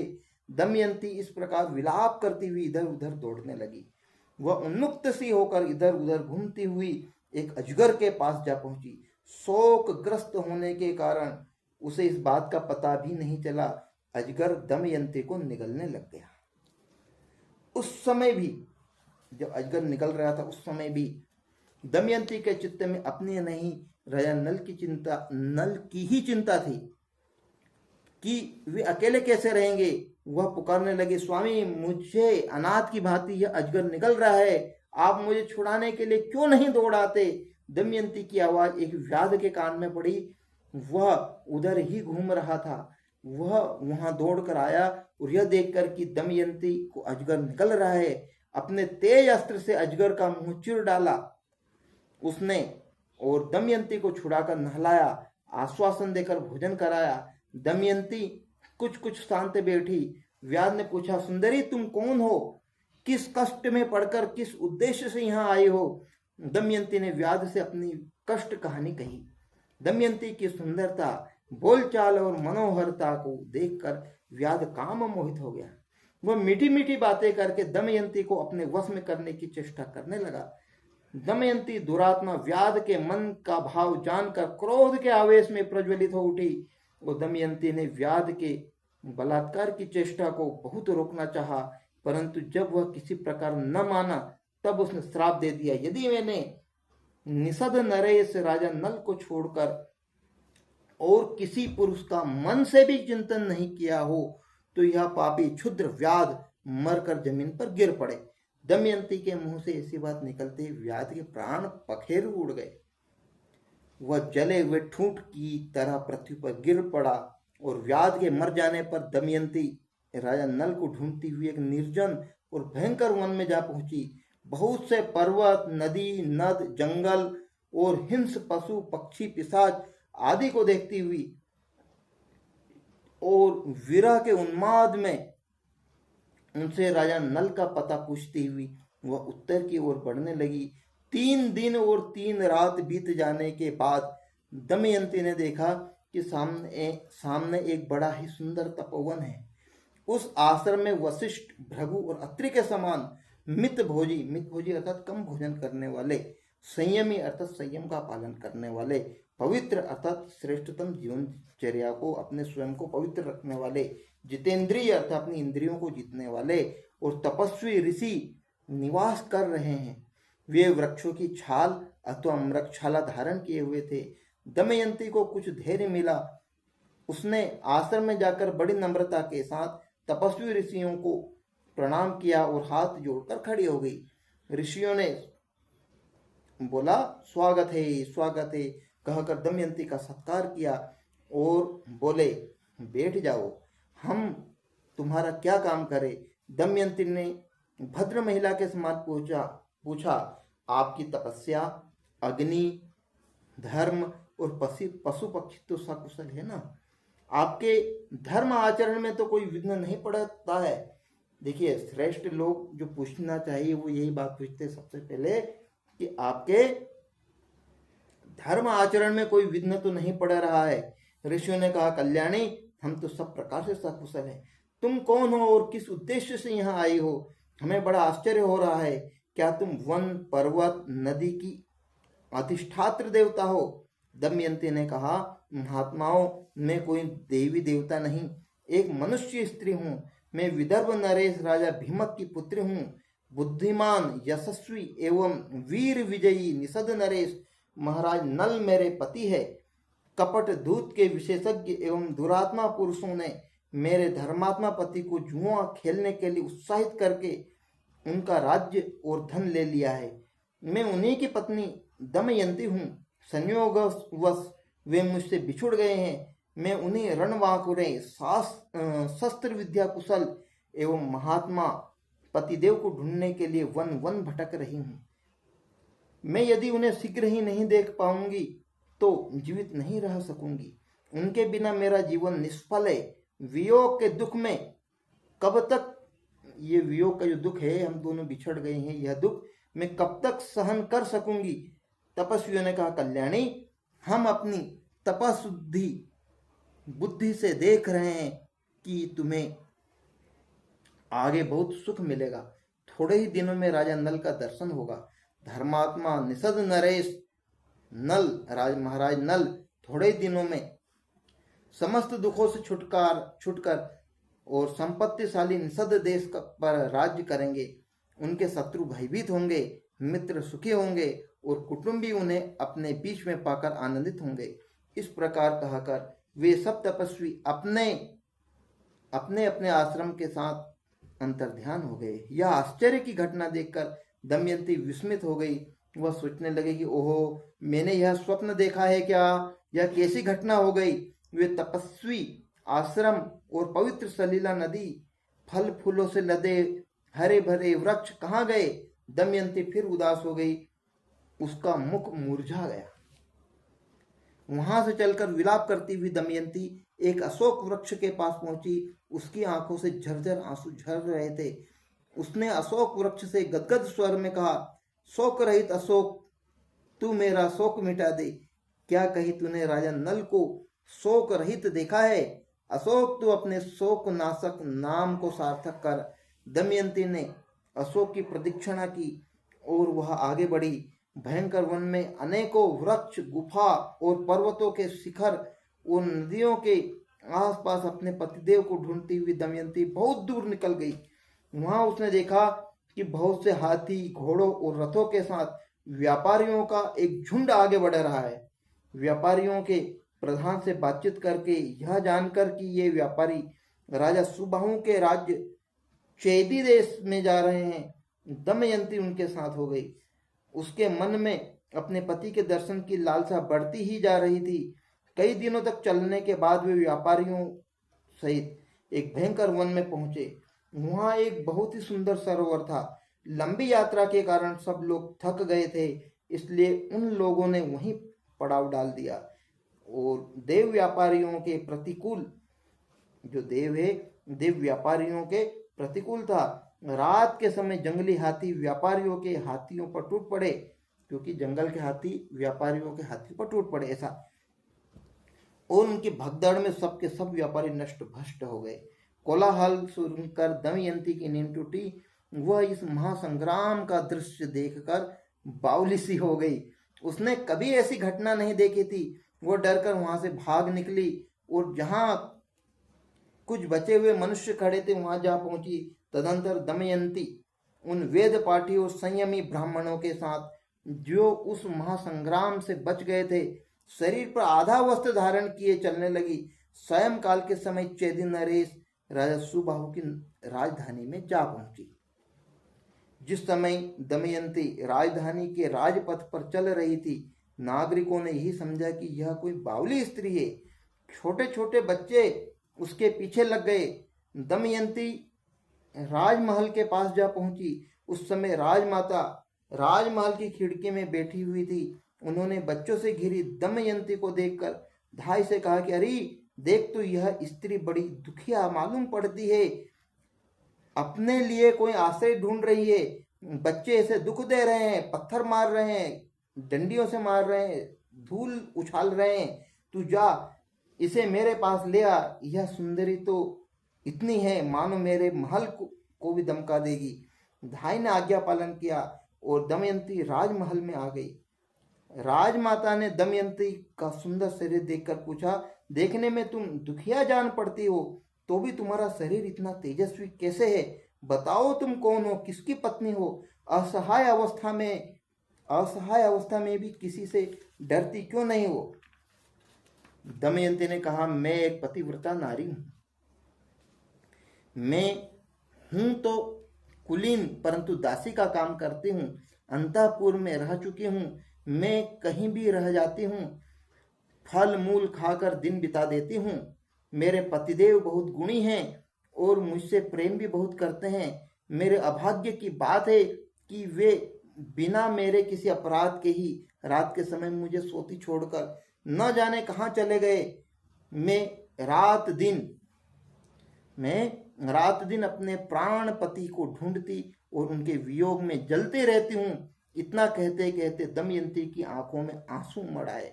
वह रोने लगी। दमयंती के दुख भरे विलाप से राजमाता का भी जी भर आया। वे कहने लगी, कल्याणी, मेरा तुम पर स्वाभाविक ही प्रेम हो रहा है। तुम मेरे पास रहो, मैं तुम्हारे पति को ढूंढने का प्रबंध करूंगी। जब वे आए तब तुम उनसे यहीं मिलना। दमयंती ने कहा, माताजी, मैं एक शर्त पर आपके घर रह सकती हूँ।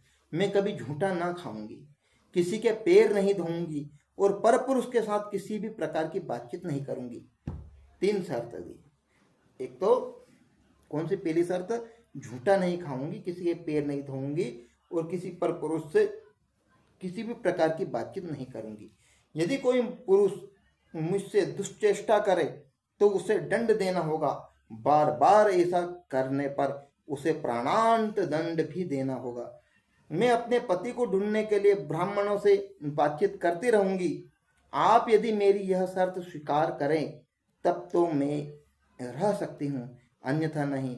राजमाता दमयंती के नियमों को सुनकर बहुत प्रसन्न हुई और उन्होंने कहा, ऐसा ही होगा।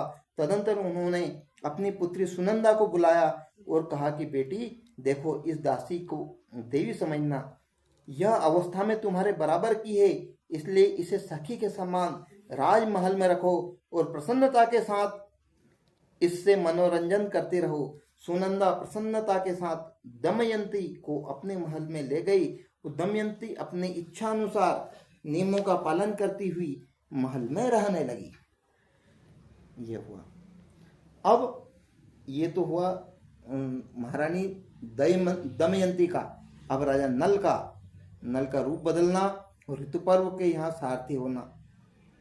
अब देखते हैं आगे। युधिष्ठिर जी को कह रहे हैं, युधिष्ठिर, जिस समय राजा नल दमयंती को सोती छोड़कर आगे बढ़े, उस समय वन में दावा अग्नि लग रही थी, जंगल में आग लग रही थी। नल कुछ ठिठक गए, उनके कानों में आवाज आई, राजा नल शीघ्र दौड़ो, मुझे बचाओ। नल ने कहा, डरो मत। वे दौड़कर दावानल में घुस गए। दावानल अर्थात जंगल की आग में घुस गए और देखा कि नागराज करकोटक कुंडली बांधकर पड़ा हुआ है। उसने हाथ जोड़कर नल से कहा, राजन, मैं करकोटक नाम का सर्प हूं। मैंने तेजस्वी ऋषि नारद को धोखा दिया था।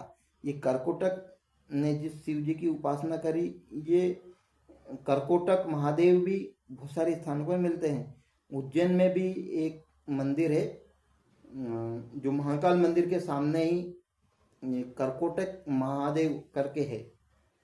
तो ये इनका इन जो तपस्या करी, ये भी एक बहुत बड़े वो हुए हैं, परंतु इन्होंने इनके गुरु नारद जी के साथ धोखा किया था। इसलिए यहाँ पर ये वही बात बता रहे हैं कि नागराज करकोटक कुंडली बांधकर पड़ा हुआ है और हाथ जोड़कर नल से कहा, राजन, मैं करकोटक नाम का सर्प हूँ। मैंने तेजस्वी ऋषि नारद को धोखा दिया था और उन्होंने श्राप दे दिया कि जब तक राजा नल तुम्हें न उठावे तब तक यहीं पड़े रहा, और उनके उठाने पर तू श्राप से छूट जाएगा। ऐसा उनके श्राप के कारण मैं यहाँ से एक पग भी नहीं हट बढ़ नहीं सकता। तुम श्राप से मेरी रक्षा करो। मैं तुम्हारे हित की बात बताऊंगा और तुम्हारा मित्र बन जाऊंगा। मेरे भार से डरो मत, मैं अभी हल्का हो जाता हूँ। वह अंगूठे के बराबर का हो गया। नल ने उसे उठाकर दावानल से बाहर ले आए। करकुटक ने कहा, राजन, तुम अभी मुझे पृथ्वी पर न रखो, पहले कुछ पगों तक गिनती करते हुए चलो। राजा नल के जो ही पृथ्वी पर कदम रखना था कि उन्होंने गिनती प्रारंभ करी, 1 2 3 4 5, और जैसे ही कहा 10वां कदम पग डाला, 10वां पग 10 यह कहा, और त्यों ही करकोटक नाग ने उन्हें डस लिया। उसका नियम था कि जब कोई 10 अर्थात डसो कहता तभी वह डसता था, अन्यथा नहीं। करकोटक के डसते ही नल का जो दिव्य स्वरूप था वो बदल गया। करकोटक अपने रूप में आ गया। आश्चर्यचकित नल ने उससे कहा, राजन, तुम्हें कोई पहचान ना सके इसलिए मैंने तुम्हारा रूप बदल दिया है। कलयुग ने तुम्हें बहुत दुख दिया है, अब मेरे विष से वह तुम्हारे शरीर में बहुत दुखी रहेगा। अर्थात करकोटक कह रहा है, जो तुम्हारा ये सब स्थिति हुई है, ये कलयुग के कारण हुई है। तुम्हारे शरीर में कलयुग का वास है, तो जो मेरा विष है, मेरे विष के कारण जो कलयुग है हमेशा परेशान रहेगा, दुखी रहेगा। तुमने मेरी रक्षा की है, अब तुम्हें हिंसक पशु पक्षी शत्रु और ब्रह्मवेत्ताओं से भी कोई भय नहीं रहेगा। अब तुम पर किसी भी विष का प्रभाव नहीं होगा। युद्ध में सर्वदा तुम्हारी जीत होगी।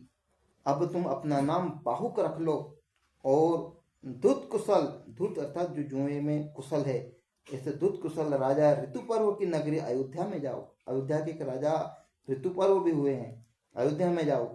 तुम उन्हें घोड़ों की विद्या बतलाना और वे तुम्हें जुए का रहस्य बतला देंगे तथा तुम्हारे मित्र भी बन जाएंगे। मतलब जुए में जीतने के लिए जुए के पासा फेंकने का जो तरीका है, उसके लिए जुआ जीतने की एक कला है। वो कला प्राचीन विद्या थी, वो प्राचीन विद्या वर्तमान में बहुत सारी लोप हो गई। ऐसा तो ये बता रहे, बोले वो इस विद्या में निपुण है, उनसे तुम सीख लेना कुछ ऐसा। तो जुए का रहस्य जान लेने पर तुम्हारी पत्नी, पुत्री, पुत्र, राज्य सब कुछ मिल जाएगा। जब तुम अपने पहले रूप को धारण करना चाहो तब मेरा स्मरण करना और मेरे दिए हुए वस्त्र धारण कर लेना। यह कहकर करकोटक ने 2 दिव्य वस्त्र दिए और वहीं अंतर्ध्यान हो गया। राजा नल वहां से चलकर 10वें दिन 10 दिन तक लगातार यात्रा करते रहे। 10वें दिन राजा ऋतुपर्व की राजधानी अयोध्या में पहुंच गए। उन्होंने वहां राज दरबार में निवेदन किया कि मेरा नाम बाहुक है, मैं घोड़ों को हाँकने तथा उन्हें तरह तरह की चालें सिखाने का काम करता हूँ। तो घोड़ों की विद्या में मेरे जैसा निपुण इस पृथ्वी पर कोई और नहीं है। अर्थ संबंधी तथा अन्य अन्य गंभीर समस्याओं पर मैं बड़ी अच्छी सम्मति देता हूँ। रसोई बनाने में भी बहुत ही चतुर हूँ एवं हस्तकौशल के सभी काम तथा और दूसरे भी कठिन कामों को मैं करने की चेष्टा करूंगा। आप मेरी आजीविका निश्चित करके, अर्थात मेरी रोजी रोटी तय करके, मेरी तनख्वाह निश्चित करके मुझे रख लीजिए। ऋतुपर्व ने कहा, बाहुक तुम भले हो। तो नाम राजा नल ने बाहुक रख लिया। तो यहाँ कह रहे हैं, बाहुक तुम्हारे जुम्मे ये सभी काम रहेंगे, परंतु मैं शीघ्रगामी सवारी को विशेष पसंद करता हूँ। जो शीघ्र शीघ्र चलते, तेज गति से जो घोड़े चलते हैं, उनको मैं बहुत ही पसंद करता हूँ। इसलिए तुम मेरा उद्योग करो कि मेरे घोड़ों की चाल तेज हो जाए। ऐसा काम करो कि मेरे घोड़ों की चाल तेज हो जाए। मैं तुम्हें अश्वशाला का अध्यक्ष बनाता हूँ। अश्वशाला का सारा काम तुम्हें देता हूँ। तुम्हें हर महीने सोने की 10,000 मोहरे मिला करेंगी। इसके अतिरिक्त वार्ष्णेय नल का जो पुराना सारथी था और जीवल, एक तो वार्ष्णेय जो कि राजा नल का जो सारथी था वो और जीवल हमेशा तुम्हारे पास उपस्थित रहेंगे। तुम आनंद से मेरे दरबार में रहो। राजा ऋतुपर्व से सत्कार पाकर राजा नल बाहुक के रूप में वार्ष्णेय और जीवल के साथ अयोध्या में रहने लगे। राजा नल प्रतिदिन रात को दमयंती का स्मरण करके उसको याद करके कहा करते थे, हाय हाय तपस्विनी दमयंती, भूख प्यास से घबराकर थकी मांदी उस मूर्ख का स्मरण करती होगी और न जाने कहाँ सोती होगी। भला वह अपने जीवन निर्वाह के लिए किसके पास जाती होगी। इसी प्रकार वे अनेक बातें सोचते हुए ऋतुपर्व के पास रहते कि कोई उन्हें पहचान न सके। जब विदर्भ नरेश भीमक को यह समाचार मिला कि मेरे, अब चाहिए बात अब ससुराल तक पहुंची है भैया, देखो विदर्भ नरेश तक। विदर्भ नरेश भीमक को यह समाचार मिला कि मेरे दामाद नल राज्यच्युत, अतः राज्य से भगा दिए गए हैं, राज्य उनका हड़प लिया, ऐसा होकर मेरी पुत्री के साथ वन में चले गए हैं। तब उन्हें ब्राह्मणों को बुलवाया और उन्हें बहुत सा धन देकर कहा कि आप लोग पृथ्वी पर सर्वत्र जा जाकर नल दमयंती का पता लगाइए और उन्हें ढूंढ लाइए। जो ब्राह्मण यह काम पूरा कर लेगा उसे 1 सहस्त्र गायें और जागीर दी जाएगी। यदि आप लोग उन्हें ला न सके, केवल पता ही लगा लिया, तो भी 10,000 गायें तुमको दी जाएगी। ब्राह्मण लोग बड़ी प्रसन्नता से नल दमयंती का पता लगाने के लिए निकल पड़े। सुदेव नामक ब्राह्मण नल दमयंती का पता लगाने के लिए चेदी नरेश की राजधानी में गया। उसने एक दिन राजमहल में दमयंती को देख लिया। उस समय राजा नल के महल में दमयंती को देख लिया। उस समय राजा के महल में पुण्यवाचन जो होता है, जो यज्ञ, एक प्रकार के यज्ञ ऐसा समझ लीजिए, हो रहा था। और दमयंती और सुनंदा एक साथ बैठकर ही वह मंगल कृत्य देख रही थी। सुदेव ब्राह्मण ने दमयंती को देखकर सोचा कि वास्तव में यही भीमक नंदिनी है। मैंने इसका जैसा रूप पहले देखा था वैसा ही अब भी दिख रहा है। बड़ा अच्छा हुआ, इसे देख लेने से मेरी यात्रा सफल हो गई। सुदेव दमयंती के पास गया और बोला, विदर्भ नंदिनी, मैं तुम्हारे भाई का मित्र सुदेव ब्राह्मण हूँ। राजा भीमक की आज्ञा से तुम्हें ढूंढने के लिए यहाँ आया हूँ। तुम्हारे माता पिता और भाई बहुत आनंद में हैं। तुम्हारे दोनों बच्चे भी विदर्भ देश से में सकुशल है।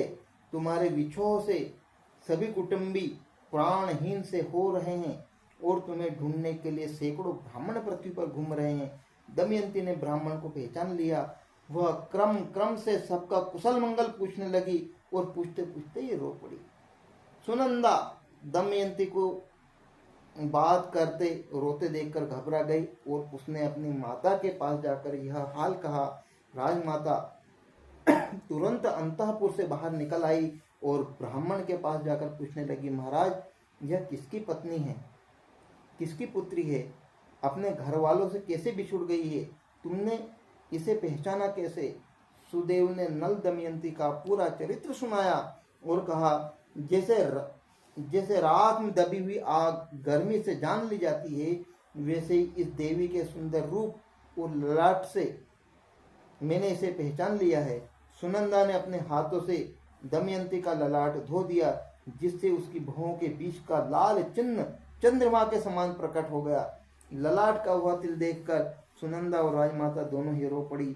उन्होंने 2 घड़ी तक दमयंती को अपनी छाती से सटाए रखा। राजमाता ने कहा, दमयंती, मैंने इस तिल से पहचान लिया कि तुम मेरी बहन की पुत्री हो। तुम्हारी माता मेरी सगी बहन है। हम दोनों दशार्ण देश के राजा सुदामा की पुत्री हैं। तुम्हारा जन्म मेरे पिता के घर ही हुआ था। उस समय मैंने तुम्हें देखा था। जैसे तुम्हारे पिता का घर तुम्हारा है, वैसे यह घर भी तुम्हारा ही है। यह संपत्ति जैसी मेरी है, वैसी ही तुम्हारी भी। दमयंती बहुत प्रसन्न हुई। उसने अपनी मौसी को प्रणाम करके कहा, माँ, तुमने मुझे पहचान लिया तो क्या हुआ? मैं रही हूँ और यहाँ लड़की की, मैं जो यहाँ पर रही हूँ आपकी बालिका की तरह, एक लड़की की तरह ही रही हूँ। तुमने मेरी अभिलाषाएं पूर्ण की हैं तथा मेरी रक्षा की है। इसमें मुझे संदेह नहीं है कि अब यहाँ और भी सुख से रहूंगी, परंतु मैं बहुत दिनों से घूम रही हूँ। मेरे छोटे छोटे 2 बच्चे पिताजी के घर हैं। वे अपने पिता के वियोग से दुखी रहते होंगे। न जाने उनकी क्या दशा होगी। आप यदि मेरा हित करना चाहती है तो मुझे विदर्भ देश में भेजकर मेरी इच्छा पूर्ण कीजिए। राजमाता बहुत प्रसन्न हुई। उन्होंने अपने पुत्र से कहकर पालकी बुलवाई, एक पालकी मंगवाई। अच्छे भोजन, वस्त्र और बहुत सी वस्तुएं देकर एक बड़ी सेना के संरक्षण में दमयंती को विदा कर दिया। विदर्भ देश में दमयंती का बड़ा सत्कार हुआ। दमयंती अपने भाई, बच्चे, माता पिता और सखियों से मिली। उसने देवता और ब्राह्मणों की पूजा की। राजा भीमक को अपनी पुत्री के मिल जाने से बड़ी प्रसन्नता हुई। उन्होंने सुदेव नामक ब्राह्मण को 1000 गाय, गांव तथा धन देकर संतुष्ट किया। अब आगे क्या होगा? जो नल की जो खोज है, अब नल को ढूंढना है, क्योंकि पुत्री तो मिल गई। अब जवाई राजा कहाँ है, नल कहाँ है? और ऋतु पर्व की विदर्भ यात्रा और कलयुग का उतरना। अब कलयुग शरीर छोड़कर भागेगा। क्यों? क्योंकि ये भी बड़ा कष्ट, रोजाना का कष्ट भोग रहा है। देखिए युधिष्ठिर, तुमको इतना कष्ट नहीं मिला है, तुम्हारी पत्नी को इतना कष्ट नहीं मिला है कि ये ऐसी अवस्था हो जाए। फिर भी अब आगे और सुनिए। आपके पिता, युधिष्ठिर कह रहे हैं, जो महात्मा कह रहे हैं, युधिष्ठिर, अपने पिता के घर एक दिन विश्राम करके दमयंती ने अपनी माता से कहा कि माताजी, मैं आपसे सत्य कहती हूँ, यदि आप मुझे जीवित रखना चाहती हैं तो मेरे पतिदेव को ढूंढवाने का उद्योग कीजिए। रानी ने बहुत दुखित होकर अपने पति राजा भीमक से कहा कि स्वामी, दमयंती अपने पति के लिए बहुत व्याकुल है। उसने संकोच छोड़कर मुझसे कहा है कि उन्हें ढूंढवाने का उद्योग करना चाहिए। राजा ने अपने आश्रित ब्राह्मणों को बुलवाया और नल को ढूंढने के लिए उन्हें नियुक्त कर दिया। ब्राह्मणों ने दमयंती के पास जाकर कहा कि अब हम राजा नल का पता लगाने के लिए जा रहे हैं। दमयंती ने ब्राह्मणों से कहा कि आप लोग जिस राज्य में जाएं, वह मनुष्यों की भीड़ में यह बात कहें, मेरे प्यारे छलिया, तुम मेरी साड़ी में से आधी फाड़कर तथा मुझ दासी को वन में सोती छोड़कर कहाँ चले गए? तुम्हारी वह दासी अब भी उसी अवस्था में आधी साड़ी पहने तुम्हारे आने की बाट जो रही है और तुम्हारे वियोग के दुख से दुखी हो रही है। उनके सामने मेरी दशा का वर्णन कीजिएगा और ऐसी बात कहिएगा जिससे वे प्रसन्न हो और मुझ पर कृपा करें। क्या कहने के लिए बोली कि बोले, आधी साड़ी में छोड़कर तुम गए थे, उसकी खबर लेना, ऐसा मुझ पर कृपा करे। ऐसा मेरी बात कहने पर यदि आप लोगों को कोई उत्तर न दे, वह कौन है, कहाँ रहता है, इन बातों का पता लगा लीजिएगा। यदि कोई इसमें कुछ कहता है तो उसका पता लगा लीजिएगा और उसका उत्तर याद रखकर मुझे सुनाइएगा। इस बात का भी ध्यान रखना कि आप लोग यह बात मेरी आज्ञा से कह रहे हैं, क्या उसे मालूम न होने पावे। ब्राह्मणगण दमयंती के निर्देश अनुसार राजा नल को ढूंढने के लिए निकल पड़े। अब देखिए राजा नल को ढूंढने का उद्योग भैया चालू हो गया। बहुत दिनों तक ढूंढने खोजने के बाद परनाद नामक ब्राह्मण ने महल में आकर दमयंती से कहा, राजकुमारी, मैं आपके निर्देशानुसार निषद नरेश नल का पता लगाता हुआ अयोध्या जा पहुंचा। वहां मैंने राजा ऋतुपर्व के पास जाकर भरी सभा में तुम्हारी बात दोहराई, परंतु वहां किसी ने कुछ उत्तर नहीं दिया। जब मैं चलने लगा तब उसके बाहुक नामक सारथी ने मुझे एकांत में बुलाकर कुछ कहा। देवी, वह सारथी राजा ऋतुपर्व के घोड़ों को शिक्षा देता है, स्वादिष्ट भोजन बनाता है, परंतु उसके हाथ छोटे और शरीर कुरूप है।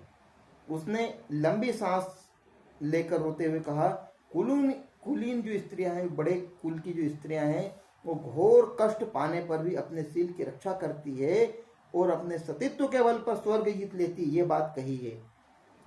और आधी साड़ी में छोड़कर आने की बात जब उनको बोली तो उसने बोला कि जो अच्छे कुल की स्त्रियां रहती है वो घोर कष्ट आने पर भी अपने सील की, अपने चरित्र की रक्षा करती है और अपने सतीत्व के बल पर स्वर्ग जीत लेती है।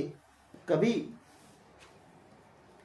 कभी उनका जो पति है उन्हें त्याग भी दे तो भी वे क्रोध नहीं करती, अपने सदाचार की रक्षा करती है। त्यागने वाला पुरुष विपत्ति में पड़ने के कारण दुखी और अचेत हो रहा था, इसलिए उस पर क्रोध करना उचित नहीं है।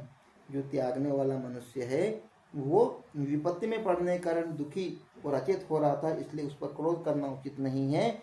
माना कि पति ने अपनी पत्नी का योग्य सत्कार नहीं किया, परंतु वह उस समय राजलक्ष्मी से च्युत था, राजलक्ष्मी नहीं थी उसके पास, क्षुधातुर था, भूखा था, दुखी था और दुर्दशाग्रस्त था। ऐसी अवस्था में उस पर क्रोध करना उचित नहीं है। जब वह अपनी प्राण रक्षा के लिए जीविका चाह रहा था तब पक्षी उसके वस्त्र लेकर उड़ गए।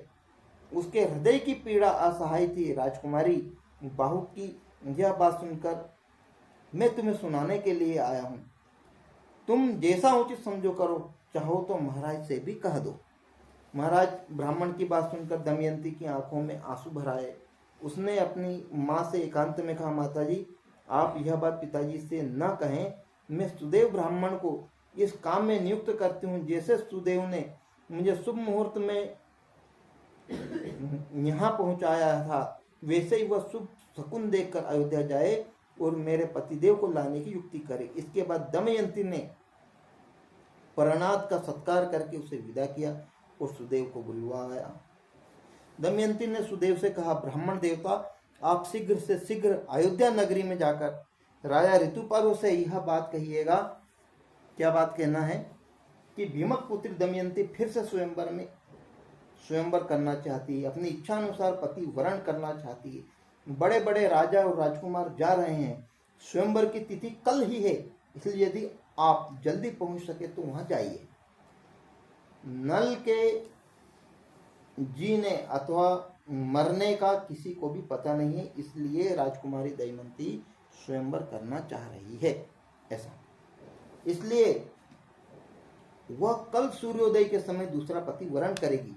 दमयंती की बात सुनकर सुदेव अयोध्या गए और उन्होंने राजा ऋतुपर्व से सब बातें कह दी। राजा ऋतुपर्व ने सुदेव ब्राह्मण की बात सुनकर बाहु को बुलाया और मधुर वाणी में समझाकर कहा कि बाहु, कल दमयंती का स्वयंवर है। मैं एक ही दिन में विदर्भ देश में पहुंचना चाहता हूं, परंतु यदि तुम इतना जल्दी वहां पहुंच जाना संभव समझो तभी मैं वहां जाऊंगा। ऋतुपर्व की बात सुनकर नल का कलेजा फटने लगा। उन्होंने अपने मन में सोचा कि दमयंती ने दुख से अचेत होकर ही ऐसा कहा होगा। संभव है वह ऐसा करना चाहती हो, परंतु नहीं, उसने मेरी प्राप्ति के लिए ही ये युक्ति की होगी। वह पतिव्रता है, तपस्विनी है और दीन है। मैंने दुर्बुद्धिवश ही उसे त्याग कर बड़ी क्रूरता की। अपराध मेरा ही है, वह कभी ऐसा नहीं कर सकती। अस्तु, सत्य क्या है असत्य क्या है यह बात तो वहां जाने पर ही मालूम होगी, परंतु ऋतुपर्व की इच्छा पूरी करने में मेरा भी स्वार्थ है। बाहुक ने हाथ जोड़कर कहा, मैं आपके कथन के अनुसार काम करने की प्रतिज्ञा करता हूँ। और बाहुक अश्वशाला में जाकर श्रेष्ठ घोड़ों की परीक्षा करने लगे। नल ने अच्छी जाति के 4 शीघ्रगामी घोड़े रथ में जोत लिए। राजा ऋतुपर्व रथ पर सवार हो गए और जैसे आकाशचारी पक्षी आकाश में उड़ते हैं वैसे बाहुक का रथ थोड़े ही समय में नदी, पर्वत और वनों को लांघने लगा। एक स्थान पर राजा ऋतुपर्व का दुपट्टा नीचे गिर गया।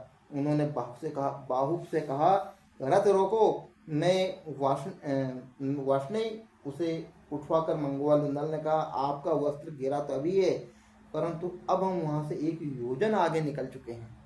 बोले वस्त्र गिरा और उठाए इतनी देर में भी, बोले एक योजन आगे निकल चुके हैं, अब वह नहीं उठाया जा सकता। जिस समय यह बात हो रही थी उस समय वह रथ एक वन में चल रहा था। ऋतुपर्व ने कहा, बाहुक, तुम मेरी गणित विद्या की चतुराई देखो। सामने के वृक्ष में जितने पत्ते और फल दिख रहे हैं उनकी अपेक्षा भूमि पर गिरे हुए फल और पत्ते 101 गुने अधिक है। इस वृक्ष की दोनों शाखाओं और टहनियों पर 5 करोड़ पत्ते हैं और 2095 फल है। तुम्हारी इच्छा हो तो गिन लो। बाहुक ने रथ खड़ा कर दिया और कहा कि मैं इस बहेड़े के वृक्ष को काटकर इनके पत्तों और फलों को ठीक ठीक गिनकर निश्चय करूंगा। मतलब रथ पर चलते चलते नीचे पड़े हुए पत्तों और फलों को गिन लेना और पेड़ पर लगे हुए फलों और उनको गिन लेना और ठीक ठीक अनुमान लगा लेना, ये गणित की जो विद्या है ये प्राचीन विद्या है। फल और पत्ते गिनने के लिए राजा नल ने, जो बाहुक के रूप में थे, रथ को रोक दिया। नल आश्चर्यचकित हो गए। बाहुक ने वैसे ही किया। फल और पत्ते ठीक उतने ही हुए जितने राजा ने बतलाए थे। नल आश्चर्यचकित हो गए। बाहुक ने कहा, आपकी विद्या अद्भुत है, आप अपनी विद्या बतला दीजिए। ऋतुपर्व ने कहा, गणित विद्या की तरह मैं पासों की वशीकरण विद्या में भी ऐसा ही निपुण हूँ। मतलब गणित विद्या तो है ही, बाकी पासे खेलने की विद्या में भी ऐसा निपुण हूँ। बाहुक ने कहा, आप मुझे यह विद्या सिखा दे तो मैं आपको घोड़ों की भी विद्या सिखा दूंगा।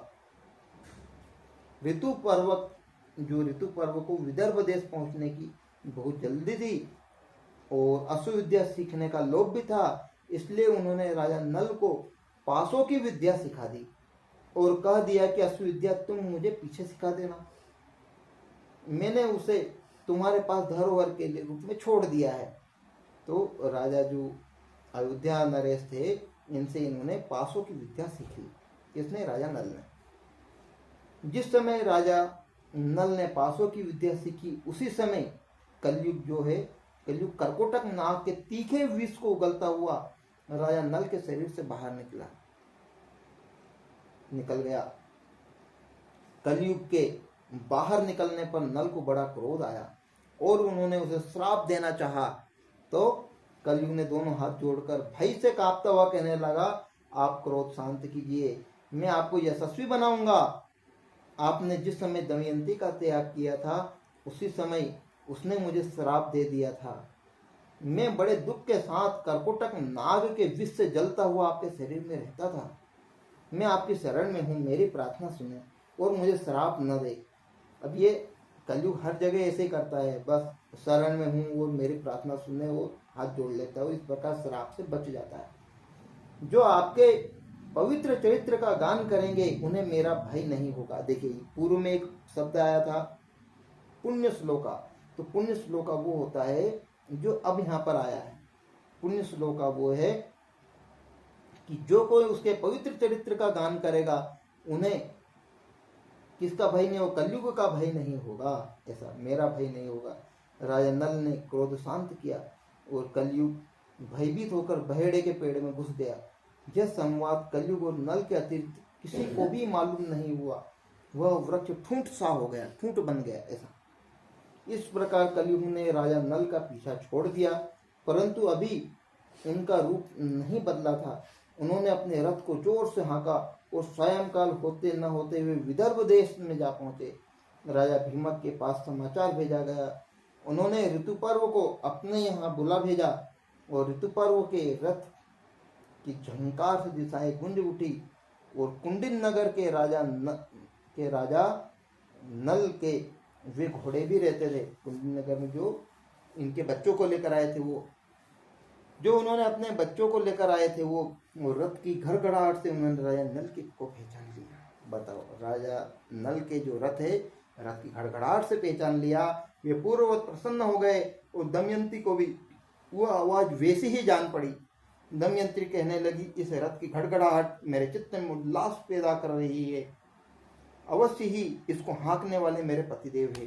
यदि वे आज मेरे पास नहीं आएंगे तो मैं धधकती आग में कूद पड़ूंगी। मैंने कभी हंसी खेल में भी उनसे झूठी बात नहीं की है। उनका कोई अपकार नहीं किया है, मतलब उनका कोई गलत काम नहीं किया है।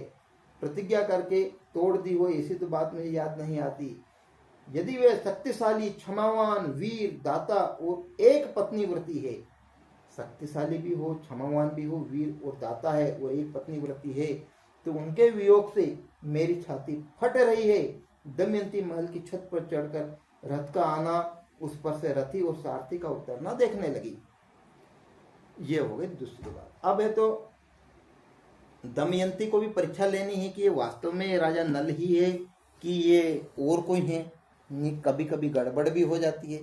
तो दमयंती के द्वारा राजा नल की परीक्षा, पहचान और मिलन, और जो राज्य को पुनः प्राप्त करने तक किस प्रकार से राज्य प्राप्त करते हैं। युधिष्ठिर को कह रहे हैं, युधिष्ठिर, विदर्भ नरेश भीमक ने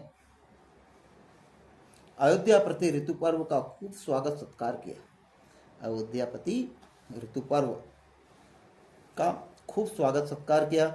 ऋतु पर्व को अच्छे स्थान में ठहरा दिया।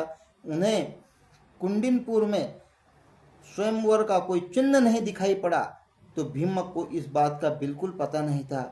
राजा ऋतुपर्व मेरी पुत्री के स्वयंवर का निमंत्रण पाकर यहाँ आए, ये राजा ऋतुपर्व को भी पता नहीं था। उन्होंने कुशल मंगल के बाद पूछा कि आप यहाँ किस उद्देश्य से पधारे हैं। ऋतुपर्व ने स्वयंवर की कोई तैयारी न देखकर निमंत्रण की बात दबा दी और कहा, मैं तो केवल आपको प्रणाम करने के लिए ही चला आया। भीमक सोचने लगे कि 100 योजन से भी अधिक दूर कोई प्रणाम करने के लिए नहीं आ सकता। अस्तु मतलब कोई बात नहीं, आगे चलकर यह बात खुल ही जाएगी। भीमक ने बड़े सत्कार के साथ आग्रह करके ऋतुपर्व को अपने यहाँ रख लिया और बाहुक भी वाष्णेय के साथ अश्वशाला में ठहरकर घोड़ों की सेवा में संलग्न हो गया। दमयंती आकुल होकर सोचने लगी कि रथ की ध्वनि तो मेरे पतिदेव के रथ के ही समान जान पड़ती थी, परंतु उनके कहीं दर्शन नहीं हो रहे हैं। हो न हो वाष्णेय ने उनसे या तो रथ विद्या सीख ली होगी या इस कारण रथ उनका मालूम पड़ता है। संभव है ऋतुपर्व को भी यह विद्या मालूम हो, जो दूसरे सारथी इसको भी पता हो, इसलिए परीक्षा लेनी पड़ेगी। तो उसने अपनी दासी को बुलाकर कहा कि केशिनी अर्थात जो केस का काम करती थी, केशिनी, तू जा और इस बात का पता लगा कि जो कुरु पुरुष है, जो छोटे हाथ का है, ये कौन है। संभव हो यही हमारे पतिदेव है।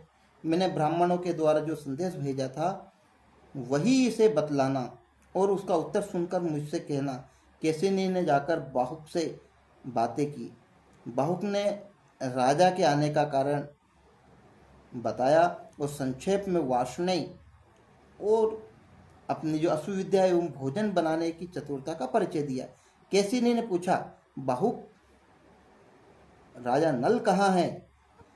क्या तुम जानते हो अथवा तुम्हारा साथी वाष्णेय जानता है? बाहुक ने कहा, केशिनी, वाष्णेय राजा नल के बच्चों को यहाँ छोड़कर चला गया था।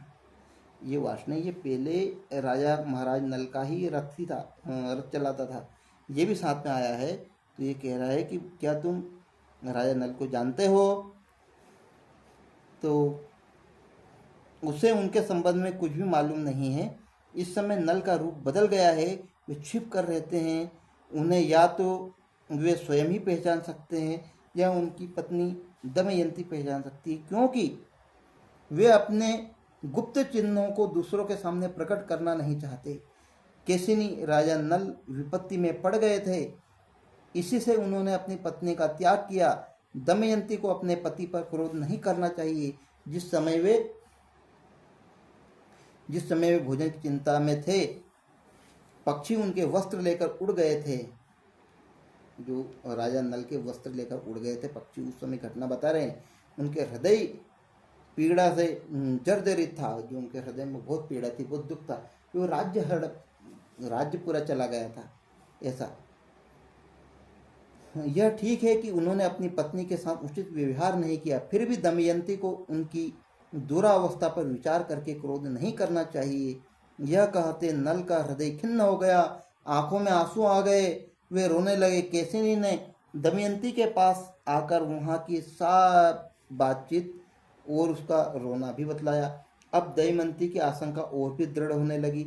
दमयंती समझ गई कि जो कपड़ा फाड़ने वाली बात थी तो राजा नल को ही पता थी और किसी को कुछ पता भी नहीं है, और ये जो बड़ी बड़ी बातें कर रहे हैं ये तो बोले राजा नल ही हो सकते हैं। केसिनी, तुम फिर बाहुक के पास जाओ और उसके पास बिना कुछ बोले खड़े रहो, उसकी चेष्टाओं पर ध्यान दो।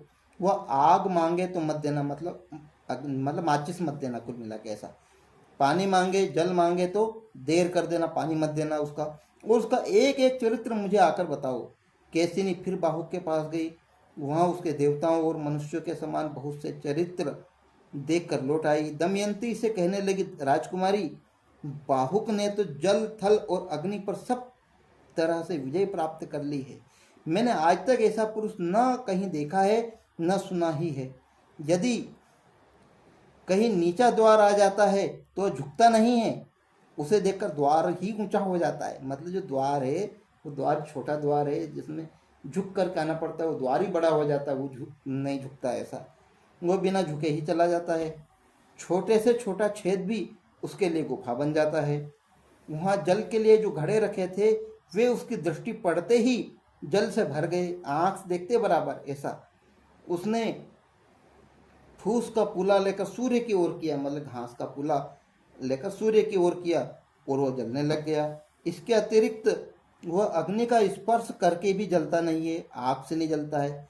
पानी उसके इच्छा अनुसार बहता है। वह जब अपने हाथ से फूलों को मसलने लगता है तब भी वे कुंभलाते नहीं, मतलब हाथ से मसल दे तो भी वो सूखते नहीं, ऐसा प्रफुल्लित तथा सुगंधित दिखते हैं। इन अद्भुत लक्षणों को देखकर मैं तो भौचक्की ही सी रह गई, बड़ी शीघ्रता से तुम्हारे पास चली आई। दमयंती ने बाहुक के कर्म और चेष्टाओं को सुनकर ये निश्चय कर लिया, सुनकर निश्चित रूप से जान गई कि ये अवश्य ही मेरे पतिदेव है। उसने केसिनी के साथ अपने दोनों बच्चों को नल के पास भेज दिया। बाहुक इंद्रसेना और इंद्रसेन को पहचान कर उनके पास आ गया और दोनों बालकों को छाती से लगाकर गोद में बिठा लिया। बाहुक अपनी संतानों से मिलकर घबरा गया और रोने लगा। उसके मुख पर पिता के समान स्नेह के भाव प्रकट होने लगे। तदंतर बाहुक ने दोनों बच्चे केसिनी को दे दिए और कहा, ये बच्चे मेरे दोनों बच्चों के समान ही है, इसलिए मैं इन्हें देखकर रो पड़ा। केसिनी, तुम बार बार मेरे पास आती हो, लोग न जाने क्या सोचने लगेंगे, इसलिए यहाँ मेरे पास बार बार आना उत्तम नहीं है, तुम जाओ। केसिनी ने दमयंती के पास आकर वहाँ की सारी बातें कह दी। अब दमयंती ने केसिनी को अपनी माता के पास भेजा और कहलाया कि माताजी, मैंने राजा नल समझकर बार बार बाहुक की परीक्षा करवाई है, बार बार परीक्षा ली है। अब मुझे केवल उसके रूप के संबंध में ही संदेह रह गया है, केवल बाहरी स्वरूप के बारे में ही संदेह है। अब मैं उससे स्वयं उसकी परीक्षा करना चाहती हूँ, इसलिए आप बाहुक को मेरे महल में आने की आज्ञा दे दीजिए, अथवा उसके पास ही मुझे जाने की आज्ञा दे दीजिए। आपकी इच्छा हो तो यह बात आप पिताजी को भी बतला सकती हैं, अथवा मत बताओ। रानी ने अपने पति भीमक से अनुमति ली और बाहुक को रनिवास में बुलवाने के, रनिवास था रानियों के निवास स्थल, जो रानी का महल रहता है उसमें बुलवाने की आज्ञा दे दी। बाहुक बुला लिया गया। दमयंती के देखते ही नल का हृदय एक ही साथ ही शोक और दुख से भर गया। वे आंसुओं से नहा गए, आंसू आने लग गए उनको, और बाहुक की आकुलता देखकर दमयंती भी शोकग्रस्त हो गई। उस समय दमयंती गेरुआ वस्त्र पहने हुए थी, केशों की जटा बंध गई थी, शरीर मलिन था। दमयंती ने कहा, बाहुक, पहले एक धर्मज्ञ पुरुष अपनी पत्नी को वन में सोती छोड़कर चला गया था। क्या कहीं तुमने उसे देखा है? उस समय वह स्त्री थकी मादी थी, नींद से अचेत थी। ऐसी निरपराध स्त्री को पुण्य श्लोक निषद नरेश के सिवा और कौन पुरुष निर्जर वन में छोड़ सकता है? मैंने जीवन भर में जानबूझकर उनका कोई भी अपराध नहीं किया है, फिर भी वे मुझे वन में सोती छोड़कर चले गए। इतना कहते कहते दमयंती के नेत्रों से आंसुओं की झड़ी लग गई। दमयंती के विशाल सांवले एवं रत्नारे नेत्रों से आंसू टपकते देखकर नल से रहा नहीं गया। वे कहने लगे, प्रिय प्रिय, क्या शब्द बोला, प्रिय, मैंने जानबूझकर ना तो राज्य का नाश किया है और ना तो तुम्हें त्यागा है। यह तो कलयुग की करतूत है। मैं जानता हूँ जब से तुम मुझसे बिछड़ी हो तब से रात दिन मेरा ही स्मरण चिंतन करती रहती हो। कलयुग मेरे शरीर में रहकर तुम्हारे श्राप के कारण जलता रहता था। मैंने उद्योग और तपस्या के बल से उस पर विजय पाली है और अब हमारे दुख का अंत आ गया है। कलयुग अब मुझे छोड़कर चला गया है। मैं एकमात्र तुम्हारे लिए ही यहाँ आया हूँ। यह तो बतलाओ कि तुम मेरे जैसे प्रेमी और अनुकूल पति को छोड़कर जिस प्रकार दूसरे पति से विवाह करने के लिए तैयार हुई हो, क्या कोई दूसरी स्त्री ऐसा कर सकती है? तुम्हारे स्वयंवर का समाचार सुनकर ही तो राजा ऋतुपर्ण बड़ी शीघ्रता के साथ यहाँ आए हैं। दमयंती यह सुनकर भय के मारे थरथर कांपने लगी। दमयंती ने हाथ जोड़कर कहा, आर्य पुत्र, मुझ पर दोष लगाना उचित नहीं है। आप जानते हैं कि मैंने आपके सामने प्रकट देवताओं को छोड़कर आपको वरण किया है। मैंने आपको ढूंढने के लिए बहुत से ब्राह्मणों को भेजा था और वे मेरी कही बात दोहराते हुए चारों ओर घूम रहे हैं। प्रणाद नामक ब्राह्मण पुरी में आपके पास भी पहुंचा था। उसने आपको मेरी बातें सुनाई थी और आपने उनका यथोचित उत्तर भी दिया था। वह समाचार सुनकर मैंने आपको बुलाने के लिए ही यह युक्ति की थी।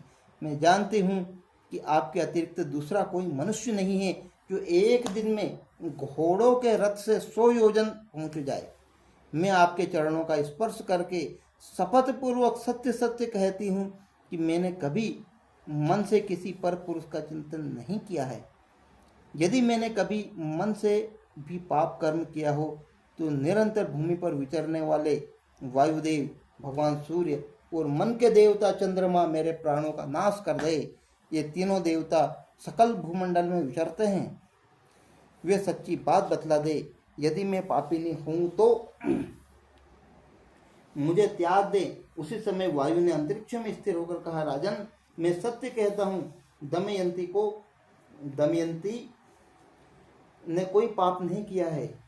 इसने 3 वर्षों तक अपने उज्जवल शील व्रत की रक्षा की है। कितने वर्षों तक? 3 वर्षों तक हम लोग इसके रक्षक रूप में रहे।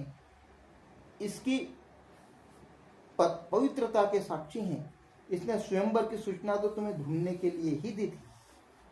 वास्तव में दमयंती तुम्हारे योग्य है और तुम दमयंती के योग्य हो। कोई शंका ना करो और इसे स्वीकार करो।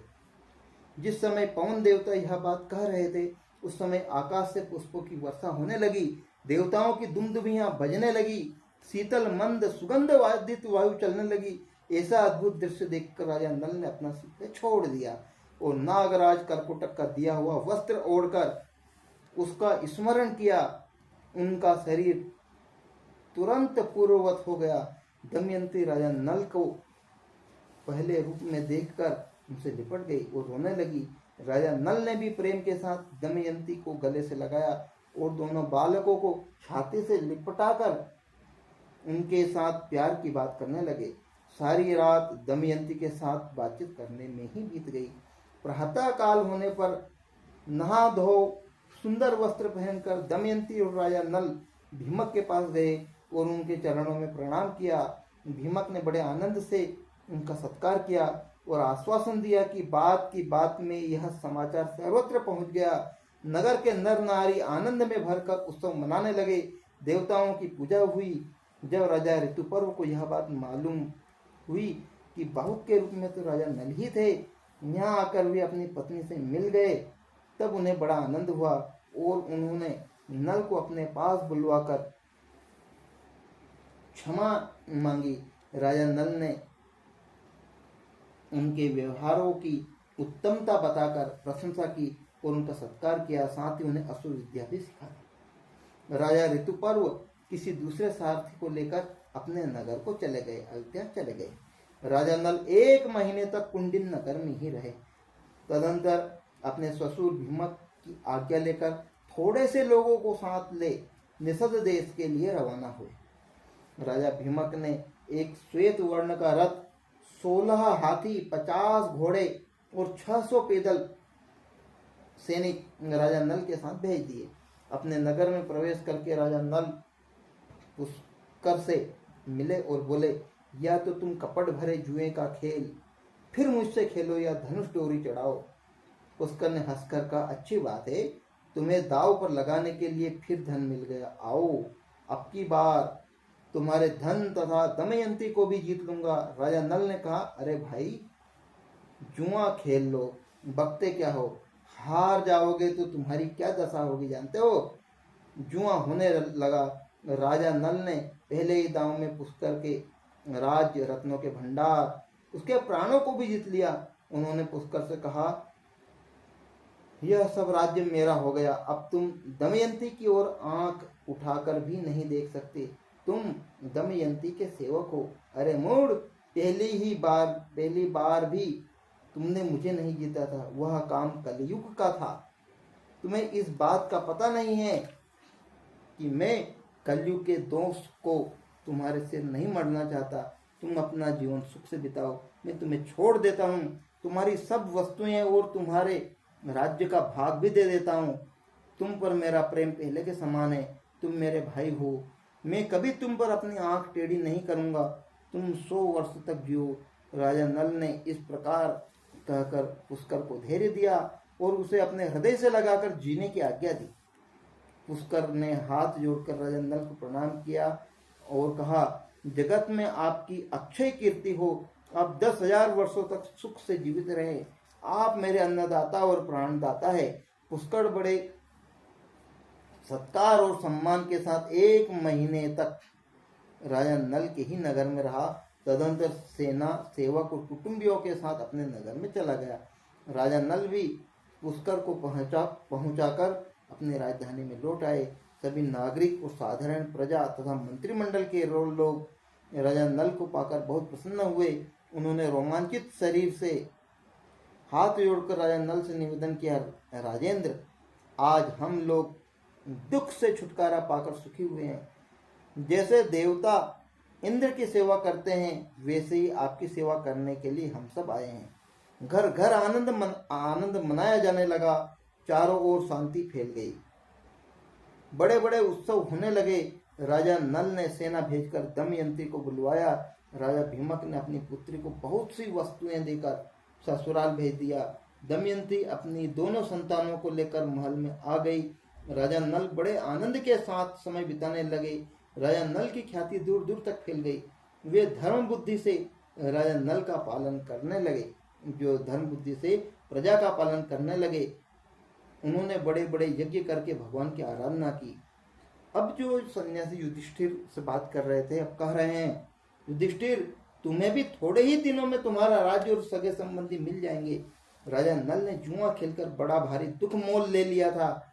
उसे अकेले ही सब दुख भोगना पड़ा, परंतु तुम्हारे साथ तो भाई है, द्रौपदी है और बड़े बड़े विद्वान और सदाचारी ब्राह्मण हैं।